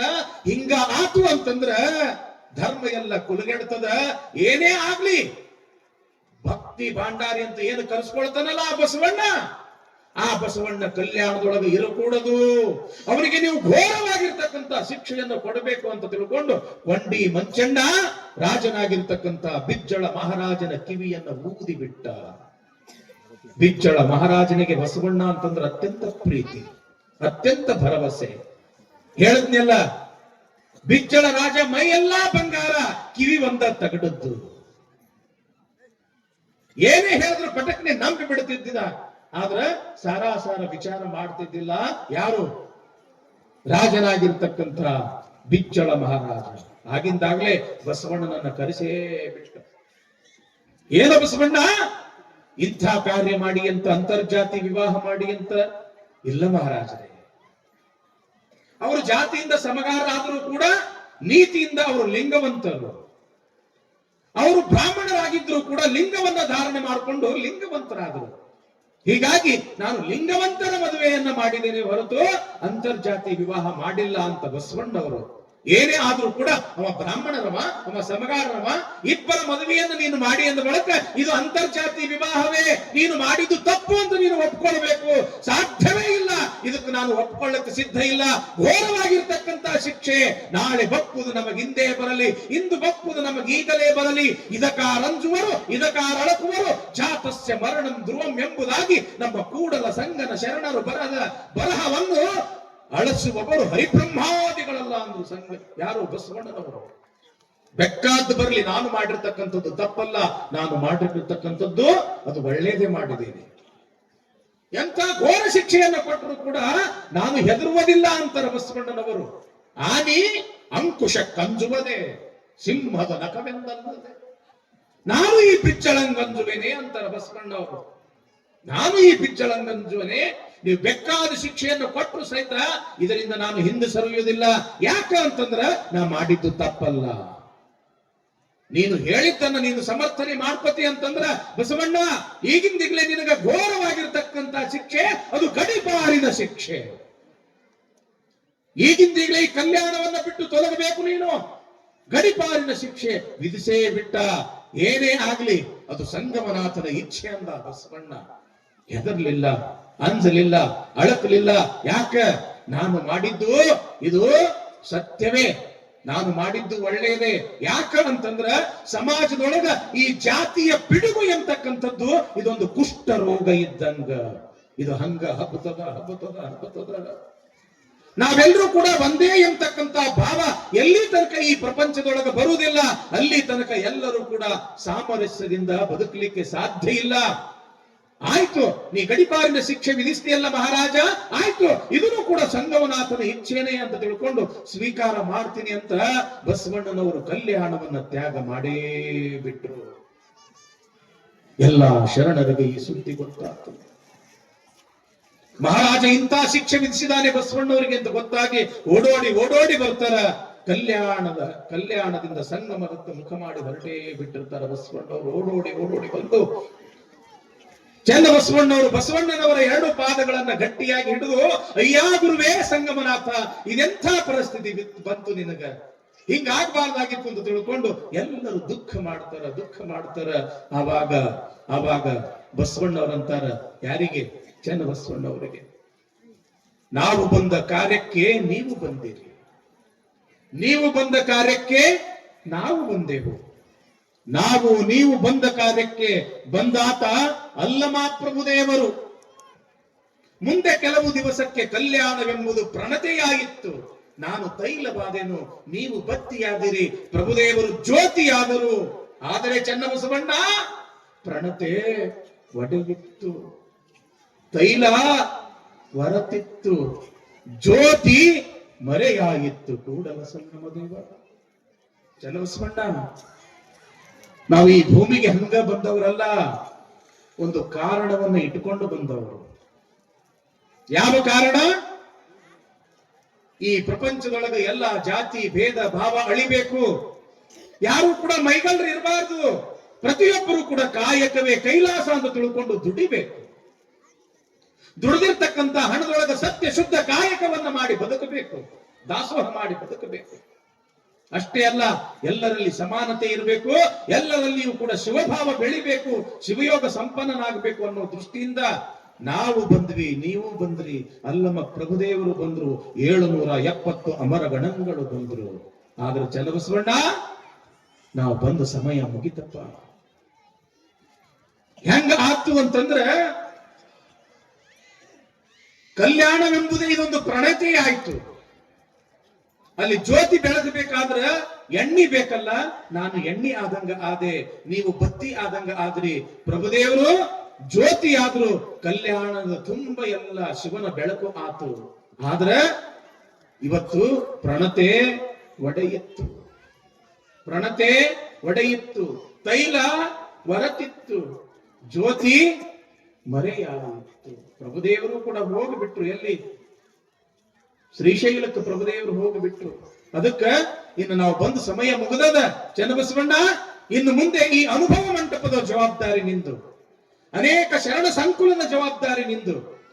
ಒಂದಲ್ಲ ಎರಡಲ್ಲ, ಲಕ್ಷ ಲಕ್ಷ ಕೋಟಿ ವಚನಗಳು ಬರೆದಾರಲ್ಲ, ಆ ವಚನ ಸಾಹಿತ್ಯದ ಸಂರಕ್ಷಣೆ ನಿಮ್ಮದು ಅಂತ ತಿಳ್ಕೊಂಡು ಚನ್ನಬಸವಣ್ಣನವರಿಗೆ ಜವಾಬ್ದಾರಿಯನ್ನು ಒಪ್ಪಿಸಿ ತನ್ನ ಆಪ್ತ ಸೇವಕನಾಗಿರ್ತಕ್ಕಂಥ ಹಡಪದ ಅಪ್ಪಣ್ಣನವರನ್ನ ಕರೆದುಕೊಂಡು ಸಂಗಮದತ್ತ, ಕೂಡಲ ಸಂಗಮದತ್ತ ಹೊರಟೇ ಬಿಟ್ರು ಅಣ್ಣ ಬಸವಣ್ಣನವರು. ಇಲ್ಲಿ ಕೊಂಡಿ ಮಂಚಣ್ಣ ಇಷ್ಟಕ್ಕೆ ಸುಮ್ಮನಾಗಲಿಲ್ಲ. ಬಸವಣ್ಣನವರಿಗೆ ಗಡಿಪಾರಿನ ಶಿಕ್ಷೆ ವಿಧಿಸಿದ ನಂತರ ಮತ್ತಷ್ಟು ಇವನ ರೋಷ ಹುಕ್ಕಕತ್ತು. ಯಾಕ? ಇನ್ನು ಮುಂದೆ ನನಗೆ ಹೇಳೋರು ಯಾರು, ಕೇಳೋರು ಯಾರು? ನಾನು ಮಾಡಿದ್ದೆ ರಾಜ್ಯ ಅಂತ ತಿಳ್ಕೊಂಡು, ಮಹಾರಾಜರೇ, ಬಸವಣ್ಣಗೇನೋ ನೀವು ಗಡಿಪಾರಿನ ಶಿಕ್ಷೆ ವಿಧಿಸಿದ್ರಿ, ಆದ್ರ ಅಂತರ್ಜಾತಿ ವಿವಾಹ ಮಾಡ್ಯಾರಲ್ಲ, ಅಂತರ್ಜಾತಿ ವಿವಾಹ ಆಗ್ಯಾರಲ್ಲ, ಅವರಿಗೆ ಯಾವ ಶಿಕ್ಷೆ? ಅವರಿಗೆ ನೀವು ಇನ್ನೂ ಘೋರವಾದ ಶಿಕ್ಷೆ ಕೊಡಬೇಕು ಅಂದಾಗ ಮಹಾರಾಜ ಅವರಿಗೆ ಎಳೆಹೂಟಿ ಶಿಕ್ಷೆಯನ್ನ ವಿಧಿಸಿದ. ಎಳೆಹೂಟಿ ಅಂತಂದ್ರ ಆನೆಯ ಕಾಲಿಗೆ ಅವರನ್ನ ಕಟ್ಟಿ, ಅವರ ಕಣ್ಣುಗಳನ್ನ ಕೀಳಿಸಿ, ಎಳೆಸಿ, ಆನೆಯಿಂದ ಎಳೆಸಿ ಆನೆಯ ಕಾಲಲ್ಲ ಹಾಕಿ ತುಳಿಸಿ ಕೊಲ್ಲುವುದಕ್ಕ ಎಳೆಹೂಟಿ ಶಿಕ್ಷೆ ಅಂತಾರ. ಇಲ್ಲಿ ಸಮಗಾರ ಹರಳಯ್ಯನವರಿಗೆ, ಕಲ್ಯಾಣಮ್ಮನವರಿಗೆ, ಮಧುಗಯ್ಯನವರಿಗೆ, ಮದುವೆ ಮಾಡಿಕೊಂಡಿರ್ತಕ್ಕಂಥ ಶೀಲವಂತ ಕಲಾವತಿಯರಿಗೆ ಎಳೆಹೂಟಿ ಶಿಕ್ಷೆಯನ್ನು ವಿಧಿಸಿ ಕೊಂದು ಬಿಟ್ಟ ರಾಜನಾಗಿರ್ತಕ್ಕಂಥ ಬಿಚ್ಚಳ ಮಹಾರಾಜ. ಯಾವಾಗ ಇಂಥ ಎಳೆಹೂಟಿ ಶಿಕ್ಷೆ ಆತು, ಶರಣರ ಮನಸ್ಸು ಬಹಳ ನೊಂದು ಬಿಡುತ್ತು. ಎಲ್ಲಿರ್ತಕ್ಕಂಥ ಎಲ್ಲ ಶರಣರ ಮನಸ್ಸು. ಆ ದಿವಸ ಜಗದೇವ ಎಂಬತಕ್ಕಂಥ ಮಂತ್ರಿ ತನ್ನ ಮನೆಗೆ ರಾತ್ರಿಗೆ ಊಟಕ್ಕಂತ ಬರ್ತಾನೆ. ಬಹಳ ಲಕ್ಷ ಪಟ್ಟು ಕೇಳ್ರಿ, ಬಹಳ ಅದ್ಭುತ ಪ್ರಸಂಗ ಇದು. ಜಗದೇವ ಎಂಬತಕ್ಕಂಥ ಮಂತ್ರಿ ಆ ದಿವಸ ತನ್ನ ಮನೆಗೆ ರಾತ್ರಿಗೆ ಊಟಕ್ಕಂತ ಹೇಳಿ ಬರ್ತಾನ. ಜಗದೇವ ಮಂತ್ರಿಯ ತಾಯಿ ಏನು ಮಾಡ್ತಾಳ ಗೊತ್ತದೆ ಏನು? ಯಾವ ಒಂದು ತಟ್ಟೆಯಲ್ಲಿ, ಪಾತ್ರೆಯಲ್ಲಿ ತನ್ನ ಮನೆಯ ನಾಯಿಗೆ ಅನ್ನವನ್ನ ಹಾಕ್ತಿದ್ದಳೋ, ಆ ನಾಯಿಗೆ ಹಾಕ್ತಕ್ಕಂತ ತಟ್ಟೆಯೊಳಗ ತನ್ನ ಮಗನಾಗಿರ್ತಕ್ಕಂಥ ಜಗದೇವನಿಗೆ ಊಟಕ್ಕೆ ನೀಡ್ತಾಳ. ಇದನ್ನ ನೋಡಿರ್ತಕ್ಕಂಥ ಜಗದೇವ ಮಂತ್ರಿ ಅಂತನ, ಯಾಕವ ನಾಯಿಗೆ ಹಾಕ್ತಕ್ಕಂಥ ತಾಟಿನೊಳಗ ನನಗೆ ನೀ ಅನ್ನಕ್ಕೆ ಕೊಟ್ಟಿಯಲ್ಲ, ಊಟಕ್ಕೆ ಕೊಟ್ಟಿಯಲ್ಲ, ಅಂತ ತಪ್ಪು ನಾ ಏನು ಮಾಡೀನಿ? ಜಗದೇವ ಮಂತ್ರಿಯ ತಾಯಿ ಅಂತಳ, ಏ ಜಗದೇವ, ನಾನೊಬ್ಬ ವೀರನನ್ನ, ಶೂರನನ್ನ, ಧೀರನನ್ನ, ಪರಾಕ್ರಮಿಯಾಗಿರ್ತಕ್ಕಂಥ ಮಗನನ್ನ ಹಡೆದಿದ್ದೆ ಅಂತ ತಿಳ್ಕೊಂಡಿದ್ದೆ. ಆದ್ರೆ ಅದೊಂದು ಭ್ರಮೆ. ಅಂತ ಮಗನನ್ನ ಹಡೆದಿದ್ದೆ ಅಂತ ಹೆಮ್ಮೆ ಇತ್ತು. ಆದ್ರೆ ನಾನು ಹಡೆದಿರ್ತಕ್ಕಂಥ ಒಬ್ಬ ವೀರ ಧೀರ ಶೂರನಲ್ಲ, ಬದಲಾಗಿ ಒಬ್ಬ ಶಿಖಂಡಿ ಮಗನನ್ನ ಹಡೆದಿದ್ದೀನಿ, ಒಬ್ಬ ನಪುಂಸಕ ಮಗನನ್ನ ಹಡೆದಿನಿ ಅಂತಕ್ಕಂಥದ್ದು ಇವತ್ತು ನನಗೆ ಗೊತ್ತಾತೋ ಅಂತ ತಿಳ್ಕೊಂಡು ಯಾವಾಗ ತಾಯಿ ಅಂದಳು, ಸಿಟ್ಟು ಬಂದು ಬಿಡ್ತು ಜಗದೇವ. ಏನವ ಹಿಂಗಂತೆ? ನಾನು ರಾಜನ ಆಸ್ಥಾನದಲ್ಲಿ ಮಂತ್ರಿಯಾಗಿರ್ತಕ್ಕಂಥವನು, ವೀರ ಶೂರ ಧೀರ, ಇಂಥವನಿಗೆ ನೀನು ನಪುಂಸಕ ಅಂತೀಯಲ್ಲವಾ, ಷಂಡ ಅಂತ ಹೇಳಂತೀಯಲ್ಲವಾ, ಯಾಕ ಅಂತ ತಿಳ್ಕೊಂಡು ಕೇಳಿದಾಗ ಅವ್ರವ್ವ ಅಂತಳ, ಏನೋ ಜಗದೇವ, ಕಲ್ಯಾಣದೊಳಗೆ ಎಂಥ ಶಿವದ್ರೋಹ ನಡೆದದ. ಯಾವ ಕಲ್ಯಾಣ ಬಸವಣ್ಣನ ಬೆಳಕಿನಿಂದ ಪ್ರಕಾಶಮಾನವಾಗಿತ್ತೋ ಅಂತ ಭಕ್ತಿ ಭಾಂಡಾರಿ ಬಸವಣ್ಣನಿಗೆ ರಾಜ ಗಡಿಪಾರಿನ ಶಿಕ್ಷೆ ವಿಧಿಸಿದ. ಅಷ್ಟೇ ಅಲ್ಲ, ಒಬ್ಬರಲ್ಲ ಇಬ್ಬರಲ್ಲ 5 ಜನ ಶರಣರಿಗೆ ಏನು ಮಾಡ್ದ? ಎಳೆಹೂಟಿ ಶಿಕ್ಷೆಯನ್ನು ವಿಧಿಸಿ, ಕಣ್ಣನ್ನ ಕೀಳಿಸಿ, ಆನೆಯ ಕಾಲಿಗೆ ಕಟ್ಟಿ ಎಳೆಸಿ ತುಳಿಸಿ ಅವರನ್ನ ಕೊಂದ ಅಂದ ಬಳಿಕ ಇದೆಂತ ಶಿವದ್ರೋಹ. ಇಂಥ ಶಿವದ್ರೋಹ ಮಾಡಿರ್ತಕ್ಕಂಥ ಆ ರಾಜ ಬಿಚ್ಚಳನಿಗೆ ಹಂಗ ಬಿಂಟಿಯಲ್ಲೋ, ಅದಕ್ಕೆ ನಾನು ನಿನಗೆ ನಪಂಸಕ ಅಂತ ತಿಳ್ಕೊಂಡು ಯಾವಾಗ ತಾಯಿ ಅಂದಳೋ ಮೈಯಾಗ ರೋಷ ಉಕ್ಕಿ ಬಿಡ್ತು. ಯಾರಿಗೆ? ಜಗದೇವ ಮಂತ್ರಿಗೆ. ಆಗಿಂದಾಗಲೇ ತನ್ನ ಆಪ್ತ ಸೇವಕರಾಗಿರ್ತಕ್ಕಂಥ ಮಲ್ಲ ಮತ್ತು ಬೊಮ್ಮ ಇಬ್ಬರು ಸೇವಕರನ್ನ ಕರೆದುಕೊಂಡು, ಸೈನಿಕರನ್ನ ಕರೆದುಕೊಂಡು ಅರಮನೆಯನ್ನ ಹೊಕ್ಕಿ ಸಿಂಹಾಸನದ ಮೇಲೆ ಕುಳಿತುಕೊಂಡಿರ್ತಕ್ಕಂಥ ರಾಜನ ರುಂಡವನ್ನ ಚೆಂಡಾಡಿ ಬಿಟ್ಟ. ಯಾರು? ಜಗದೇವ ಮಂತ್ರಿ. ಯಾವಾಗ ರಾಜ ಬಿಚ್ಚಳ ಸತ್ತು ಹೋಗಿಬಿಟ್ಟ, ಕಲ್ಯಾಣ ಅಲ್ಲೋಲ ಕಲ್ಲೋಲ ಆತು. ರಾಜನ ಮಗನಾಗಿರ್ತಕ್ಕಂಥ ಸೋಮಿದೇವ ತಿಳ್ಕೊಂಡ ನಮ್ಮಪ್ಪನ ಕೊಲೆ ಶರಣರೇ ಮಾಡ್ಯಾರಂತ ತಿಳ್ಕೊಂಡ. ಆದ್ರೂ ಶರಣರು ಮಾಡಿದ್ದಿಲ್ಲ, ಮಾಡಿದ್ಯಾರು? ಜಗದೇವ. ಜಗದೇವನ ಸೇವಕರಾಗಿರ್ತಕ್ಕಂಥ ಸೈನಿಕರಾಗಿರ್ತಕ್ಕಂಥ ಮಲ್ಲ ಮತ್ತು ಬೊಮ್ಮ, ಈ ಮೂವರು ಕೂಡಿ ಮಾಡಿರ್ತಕ್ಕಂಥ ಕೊಲೆಯನ್ನ ಶರಣರೇ ಮಾಡ್ಯಾರ ಅಂತ ತಿಳ್ಕೊಂಡು ಏನ್ ಮಾಡ್ದ ಸೋಮಿದೇವ? ಎಲ್ಲೆಲ್ಲಿ ಶರಣರು ಕಾಣಿಸ್ತಾರ ಅವರನ್ನ ಕೊಲ್ರಿ ಅಂತ ತಿಳ್ಕೊಂಡು ಆಜ್ಞೆಯನ್ನ ಕೊಟ್ಟ. ಒಬ್ರಲ್ಲ ಇಬ್ರಲ್ಲ, ಸಾವಿರಾರು ಜನ ಸೈನಿಕರು ಎಲ್ಲೆಲ್ಲಿ ಶರಣರು ಕಾಣಿಸ್ತಾರ ಅವರು ಕೊಲೆಯನ್ನ ಮಾಡ್ಕೊಂತ ನಡೆದ್ರು. ಒಂದು ಕಡೆಗೆ ಚನ್ನಬಸವಣ್ಣ, ಅಕ್ಕನಾಗಮ್ಮ, ನೀಲಮ್ಮ, ಗಂಗಮ್ಮ, ಅನೇಕ ಜನ ಶರಣರು ಕೂಡ್ತಾರ. ರಾಜನ ಸೈನಿಕರು ಸಿಕ್ಕ ಶರಣರನ್ನ ಕೊಲೆ ಮಾಡಕತ್ತಾರ. ಹೆಂಗ ಮಾಡಬೇಕು? ಈ ವಚನ ಸಾಹಿತ್ಯವನ್ನು ನಾವು ಹೆಂಗ ರಕ್ಷಣೆ ಮಾಡಬೇಕು? ಏನೇ ಆಗ್ಲಿ, ನಮ್ಮ ಪ್ರಾಣ ಹೋದ್ರೂ ಪರವಾಗಿಲ್ಲ, ನಮ್ಮ ಶರಣರ ಸಂಪತ್ತು ಅಂತಂದ್ರ ಅದು ಈ ವಚನ ಸಂಪತ್ತು. ಮುಂದಿನ ಈ ಜಗತ್ತಿನಿಗೆ, ಇಡೀ ನಾಡಿಗೆ ಒಂದು ಮಹಾನ್ ಸಂಪತ್ತು ಅನ್ನೋದಾಗ್ತದ, ಅದು ಈ ವಚನ ಸಂಪತ್ತು. ಈ ವಚನ ಒಂದು ಶಾಸನ ಆದಂಗ ಆಗ್ತದ. ಈ ವಚನದ ಬೆಳಕಿನೊಳಗ ಇಡೀ ಜಗತ್ತು ನಡೀತದ.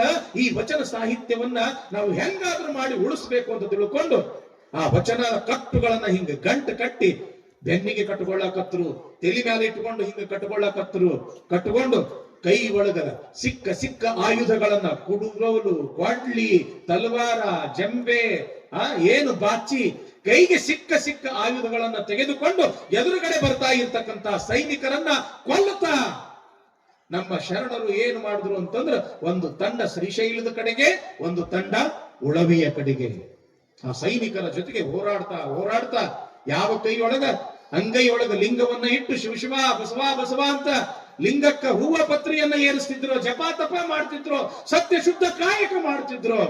ಇವತ್ತು ಅನಿವಾರ್ಯವಾಗಿ ವಚನ ಸಾಹಿತ್ಯದ ರಕ್ಷಣೆಗೋಸ್ಕರ ಕೈ ಒಳಗ ಆಯುಧಗಳನ್ನ ಹಿಡ್ಕೊಳ್ಬೇಕಾತು. ಎದುರಿಗೆ ಬರ್ತಕ್ಕಂತ ಸೈನಿಕರ ರುಂಡಗಳನ್ನ ಚೆಂಡಾಡ್ತಾ ಅದರಲ್ಲಿ ಮಡಿವಾಳ ಮಾಚಿದೇವ ಅಂತಂದ್ರ ವೀರಭದ್ರನ ಅವತಾರ. ಎದುರುಗಡೆ 10 ಅಲ್ಲ 20 ಅಲ್ಲ 100 ಜನ ಸೈನಿಕರು ಬಂದ್ರು ಸಹಿತ ಆ ಎಲ್ಲ 100 ಜನ ಸೈನಿಕರನ್ನ ಕೊಲ್ಲತಕ್ಕಂತ ಒಂದು ಶೌರ್ಯ ಮಡಿವಾಳ ಮಾಚಿದೇವನ ಹತ್ರ. ಈ ರೀತಿಯಾಗಿ ವೈರಿಗಳ ಜೊತೆಗೆ ಹೋರಾಡ್ತಾ ಆ ವಚನದ ಕಟ್ಟುಗಳನ್ನ ರಕ್ಷಣೆಯನ್ನ ಮಾಡ್ತಾ ಒಂದಿಷ್ಟು ಜನ ಶ್ರೀಶೈಲದ ಕಡೆಗೆ, ಒಂದಿಷ್ಟು ಜನ ಉಳುವೆಯ ಕಡೆಗೆ ಹೋಗ್ತಾ ಇದ್ದಾರೆ. ಯಾವಾಗ ಕೂಡಲ ಸಂಗಮಕ್ಕೂ ಬಂದ್ರು ಬಸವಣ್ಣನವರು, ಆವಾಗ ಆಪ್ತ ಸೇವಕನಾಗಿರ್ತಕ್ಕಂಥ ಹಡಪದ ಅಪ್ಪಣ್ಣನವರಿಗೆ ಅಂತಾರಂತೆ, ಅಪ್ಪಣ್ಣ, ಗಂಗಾಂಬಿಕೆ ಅವಳು ವೀರಳು, ಶೂರಳು, ಧೀರಳು, ಧೈರ್ಯವಂತಳು, ವೈರಿಗಳ ಜೊತೆಗೆ ಹೋರಾಡ್ತಕ್ಕಂಥ ಶಕ್ತಿ ಸಾಮರ್ಥ್ಯ ಇದ್ದವಳು. ಆದ್ರ ಅಪ್ಪಣ್ಣ, ಚಿಕ್ಕ ಧರ್ಮ ಪತ್ನಿಯಾಗಿರ್ತಕ್ಕಂಥ ನೀಲಮ್ಮ ಬಹಳ ಮುಗ್ಧಳು, ಬಹಳ ಮಾತೃ ಹೃದಯದವಳು, ಬಹಳ ಶಾಂತ ಸ್ವಭಾವದವಳು. ಅವಳಿಗೆ ಈ ಯುದ್ಧ, ಈ ಹೋರಾಟ, ಈ ಜಗಳ, ಈ ಕೊಲೆ ಸುಲಿಗೆ ಎಂಬತಕ್ಕಂಥದ್ದು ಅರಿಯದೇ ಇರತಕ್ಕಂಥ ಮುಗ್ಧಳು. ಅಪ್ಪಣ್ಣ, ನನ್ನ ಜೀವ ಯಾಕೋ ನೀಲಮ್ಮನ ಕಡೆಗೆ ಬಹಳ ಎಳೆಯಾಕತ್ತದಪ್ಪ, ಅದಕ್ಕ ಹೋಗಿ ನೀಲಾಂಬಿಕೆಯನ್ನ ಕರ್ಕೊಂಡು ಬರ್ತೀಯನೋ ಅಪ್ಪಣ್ಣ. ಕಣ್ಣೀರನ್ನ ಹಾಕ್ತಾ ಹಡಪದಪ್ಪಣ್ಣವ್ರಂತಾರ, ಆತ್ರಿ ಅಪ್ಪ ಅವರೇ, ಆತು, ನಾನು ಅವನವ್ರಿಗೆ ಕರ್ಕೊಂಡು ಬರ್ತೀನಿ ಅಂತ ತಿಳ್ಕೊಂಡು ನೀವು ಇಲ್ಲೇ ಇರ್ರಿ ಅಂತ ಹೇಳಿ ಎಲ್ಲಿಗೆ ಬರ್ತಾ ಇದ್ದಾರೆ ಹಡಪದಪ್ಪಣ್ಣವರು ಅಂತಂದ್ರೆ ಕಲ್ಯಾಣದ ಕಡೆಗೆ ಬರ್ತಾ ಇದ್ದಾರೆ. ಕಲ್ಯಾಣ ಕಟುಕರ ಕೇರಿಯಾಗಿ ಬಿಟ್ಟಾಗ ಎಲ್ಲಿ ನೋಡ್ತಿರ್ಲಿ ಬರೀ ರಕ್ತ ರಕ್ತ ರಕ್ತ ರಕ್ತ, ಬರೇ ಕೊಲೆ ಸುಲಿಗೆ ಇದೆ. ಅಂತೂ ಇಂತೂ ನೀಲಮ್ಮ ತಾಯಿಯವ್ರ ಹತ್ರ ಹೋಗಿ, ನೀಲಾಂಬಿಕೆ ತಾಯಿಯವ್ರ ಹತ್ರ ಹೋಗಿ, ಅಪ್ಪ ಅವರು ನಿಮ್ಗೆ ಬಾ ಅಂತ ಹೇಳಿ ಕರೆದಾರೇವ, ನೀವು ಬರ್ಬೇಕ್ರವ ಅಂತ ತಿಳ್ಕೊಂಡು ಜೋಪಾನವಾಗಿ ವೈರಿಗಳಿಂದ ತಪ್ಪಿಸಿಕೊಳ್ತಾ ಬಸವಣ್ಣನವರ ಎರಡನೆಯ ಧರ್ಮ ಪತ್ನಿಯಾಗಿರ್ತಕ್ಕಂಥ ನೀಲಾಂಬಿಕೆಯವರನ್ನ ಹಿಂಗ ಕರ್ಕೊಂಡು ಬರ್ತಾ ಇದ್ದಾರೆ ಹಡಪದ ಅಪ್ಪಣ್ಣನವರು. ಇನ್ನು ಕೂಡಲ ಸಂಗಮ ಸ್ವಲ್ಪ ದೂರ ಇತ್ತು. ಅಷ್ಟು ಇರ್ತಕ್ಕಂತಹ ಸಮಯದೊಳಗ ಇತ್ತ ಬಸವಣ್ಣನವರ ಮನಸ್ಸಿಗೆ ಬಹಳ ನೋವಾಗಿಬಿಟ್ಟಿತ್ತು. ನಾ ಏನ್ ಮಾಡಕ್ ಹೋದೆ, ಏನ್ ಆತಿದೆಲ್ಲ,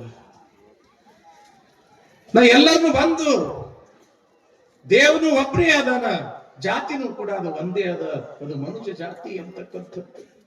ಈ ಜಾತಿ ಹೆಸರ ಮೇಲೆ ಬಡದಾಡಿ ಎಂಥದ್ದೊಂದು ಕೆಲಸ ಆಗ್ಬಿಡುತ್ತಲ್ಲ, ಕಲ್ಯಾಣ ಕಟುಕರ ಕೇರಿ ಆತಲ್ಲ ಸಂಗಮನಾಥ. ನಾ ಇದ್ದರೆ ಏನು ಪ್ರಯೋಜನ ಸಂಗಮನಾಥ, ನಾ ಮಾಡಿದ ತಪ್ಪಾದ್ರೂ ಕೂಡ ಏನು ಅಂತ ತಿಳ್ಕೊಂಡು ಆ ಕೂಡಲ ಸಂಗಮದಲ್ಲಿ ಇರ್ತಕ್ಕಂಥ ಸಂಗಮನಾಥನ ಮುಂದೆ ಹೀಗೆ ದುಃಖವನ್ನ ಮಾಡ್ತಾ ಇರ್ತಕ್ಕಂತಹ ಸಮಯದೊಳಗ ಆ ಸಂಗಮನಾಥನ ಲಿಂಗದಿಂದ ಸಾಕ್ಷಾತ್ ಶಿವ ಪ್ರತ್ಯಕ್ಷನಾಗಿ ಬಿಡ್ತಾನೆ ಬಸವಣ್ಣವರಿಗೆ. ಬಸವಣ್ಣ, ನೀ ಮಾಡಿದ್ದು ತಪ್ಪಲ್ಲಪ್ಪ, ನೀ ಮಾಡಿದ್ದು ಒಳ್ಳೇದೇ. ಈಗ ಈ ಸಮಾಜ ಇನ್ನೂ ಪರಿಪಕ್ವ ಆಗಿಲ್ಲ, ಆದ್ರೆ ಮುಂದೆ ಒಂದು ಸಮಯ ಬರ್ತದ, ಬಸವಣ್ಣ ಮಾಡಿದ್ದೇ ನಿಜ.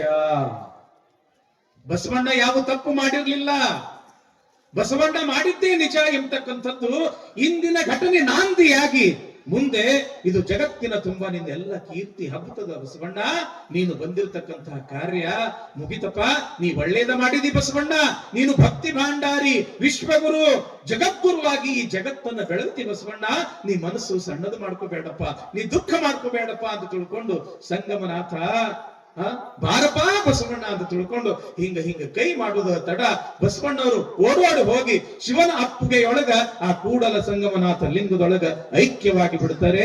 ಜಯಮಂಗಲಂ ಜಯ ನಮಃ ಪರಾಪತೆ ಶಿವ ಹರ ಹರ ಮಹಾದೇವ. ಕಾಯಿ ಮೇಲೆ ಕರ್ಪೂರ ಹಚ್ಚಿಕೊಳ್ಳಿ. ಈ ರೀತಿಯಾಗಿ ಬಸವಣ್ಣನವರು ಕೂಡಲ ಸಂಗಮನಾಥನೊಳಗ ಐಕ್ಯ ಆಗ್ತಾರ. ಅಲ್ಲಿ ತಂಗಡಿಗೆ ಅಂತ ಬರ್ತದ ಆ ಕಡೆನೆ. ಯಾವಾಗ ಇಲ್ಲಿ ಸಂಗಮನಾಥದೊಳಗ ಬಸವಣ್ಣನವರು ಐಕ್ಯ ಆದ್ರೂ ಅಲ್ಲಿ ಇರ್ತಕ್ಕಂಥ ನೀಲಾಂಬಿಕೆಗೆ ಈ ಸುದ್ದಿ ಗೊತ್ತಾಗ್ತದ, ಹಡಪದ ಅಪ್ಪಣ್ಣನವರಿಗೆ ಈ ಸುದ್ದಿ ಗೊತ್ತಾಗ್ತದ. ಆವಾಗ ಲಿಂಗ ಪೂಜೆ ಮಾಡ್ಕೊಳ್ತಾ ಇರ್ತಕ್ಕಂಥ ನೀಲಾಂಬಿಕೆ ಲಿಂಗವನ್ನ ನೋಡ್ತಾ ನೋಡು ನೋಡು ನೋಡು ನೋಡು ನೋಡು ಲಿಂಗವೇ, ನೋಡು ಬಸವಯ್ಯನವರು ಮಾಡಿದ ಆಟವ ಅಂತ ತಿಳ್ಕೊಂಡು ಅಲ್ಲಿಗೆ ಎಮ್ಮನ್ನು ಬರಲು ಹೇಳಿದರು, ಅಲ್ಲಿಪ್ಪ ಸಂಗಯ್ಯ ಇಲ್ಲಿಲ್ಲವೇ ಅಂತ ತಿಳ್ಕೊಂಡು ತಾವು ಕೂಡ ಲಿಂಗದೊಳಗ ಐಕ್ಯ ಆಗಿಬಿಡ್ತಾರ. ನೀಲಮ್ಮ ತಾಯಿಯವರು ಯಾವಾಗ ತಂದೆಯ ಸ್ವರೂಪದಲ್ಲಿ ಇರ್ತಕ್ಕಂಥ ಅಣ್ಣ ಬಸವಣ್ಣನವ್ರು ಲಿಂಗೈಕ್ಯರಾದರು, ತಾಯಿಯ ಸ್ವರೂಪದಲ್ಲಿ ಇರ್ತಕ್ಕಂಥ ನೀಲಾಂಬಿಕೆಯವರು ಐಕ್ಯ ಆದರು. ಇದನ್ನ ನೋಡಿರ್ತಕ್ಕಂಥ ಹಡಪದ ಅಪ್ಪಣ್ಣವರು ಕೂಡ ಲಿಂಗವನ್ನ ನೋಡ್ತಾ ಅವರು ಕೂಡ ಲಿಂಗೈಕ್ಯರಾಗಿ ಬಿಡ್ತಾರೆ. ಈ ರೀತಿಯಾಗಿ ಬಸವ ಪುರಾಣ ಇಲ್ಲಿ ಭೀಮ ಕವಿಗಳು ಬರೀತಾರೆ ಎಂಬಲ್ಲಿಗೆ ಇದು ಸಕಲ ಮಾಹೇಶ್ವರಾಮಳ ಪದ ಪಯೋಜ ಪರಾಗ ಮದಶಕ್ಪದಿ ಎನಿಪ ಪಾಲ್ಪುರಿಕೆ ಸೋಮೇಶ್ವರನ ಕಾರುಣ್ಯ ವದವಿದಖಿಳ ಕಳಾ ಪ್ರಪೂರಿತ ಹೃದಯ ಭೀಮ ಕವಿ ಪ್ರಣೀತಾಭ್ಯುದಯ ಬಸವ ಪುರಾಣ ಕಥೆಯೊಳಗಷ್ಟಮಾಶ್ವಾಸ ಅಂತೂ ಕಾಂಡ 8 ಸಂಧಿ 60 ಪದಂಗಳು 3628 ಮಂಗಳಂ ಮಹಾಶ್ರೀ ಶ್ರೀ ಶ್ರೀ ಶ್ರೀ ಬಸವ ಪುರಾಣ ಸಮಾಪ್ತಂ ಸಮಾಪ್ತಂ ಸಮಾಪ್ತಂ. ಜಯ ಮಂಗಲಂ ಜಯ ನಮಃ ಶಿವ ಹರ ಹರ ಮಹಾದೇವ. ನಮ್ಮಲ್ಲಿ ಈ ಮಂಗಲ ಎಂಬತಕ್ಕಂಥದ್ದು ಇಲ್ವೇ ಇಲ್ಲ, ಅದಕ್ಕೆ ಮತ್ತೆ ಪ್ರಾರಂಭ ಎಂಬತಕ್ಕಂಥದ್ದದ. ಆ ನಿಟ್ಟಿನೊಳಗ ಈಗ ಬಸವ ಪುರಾಣವನ್ನ ಮತ್ತೆ ನಾವು ಪ್ರಾರಂಭ ಮಾಡೋಣ. ಪೂಜೆ ಮಾಡಬೇಕು, ಬಸವ ಪುರಾಣ ಪೂಜೆ ಮಾಡಬೇಕು. ಶ್ರೀ ಗುರುವೆ ದೀಕ್ಷಾ ಗುರುವೆ ಶಿಕ್ಷಾ ಗುರುವೆ ರಕ್ಷಾ ಗುರುವೆ ಸರ್ವಾಗ ಮೋಕ್ತ ಕಳಾ ಗುರುವೆ ಶಿವಯೋಗ ಧರ್ಮಾರ್ಥ ಭೋಗ ಗುರುವೆ ತ್ಯಾಗ ಗುರುವೆ ಸುಧೀ ಗುರುವೆ ವಾಚಾ ಗುರುವೆ ಭವರೋಗ ಹರ ಶರಣಾಗು ಬಸವ ಮಹಾಗುರುವೆ ಮಗೆ ಅಂತ ತಿಳ್ಕೊಂಡು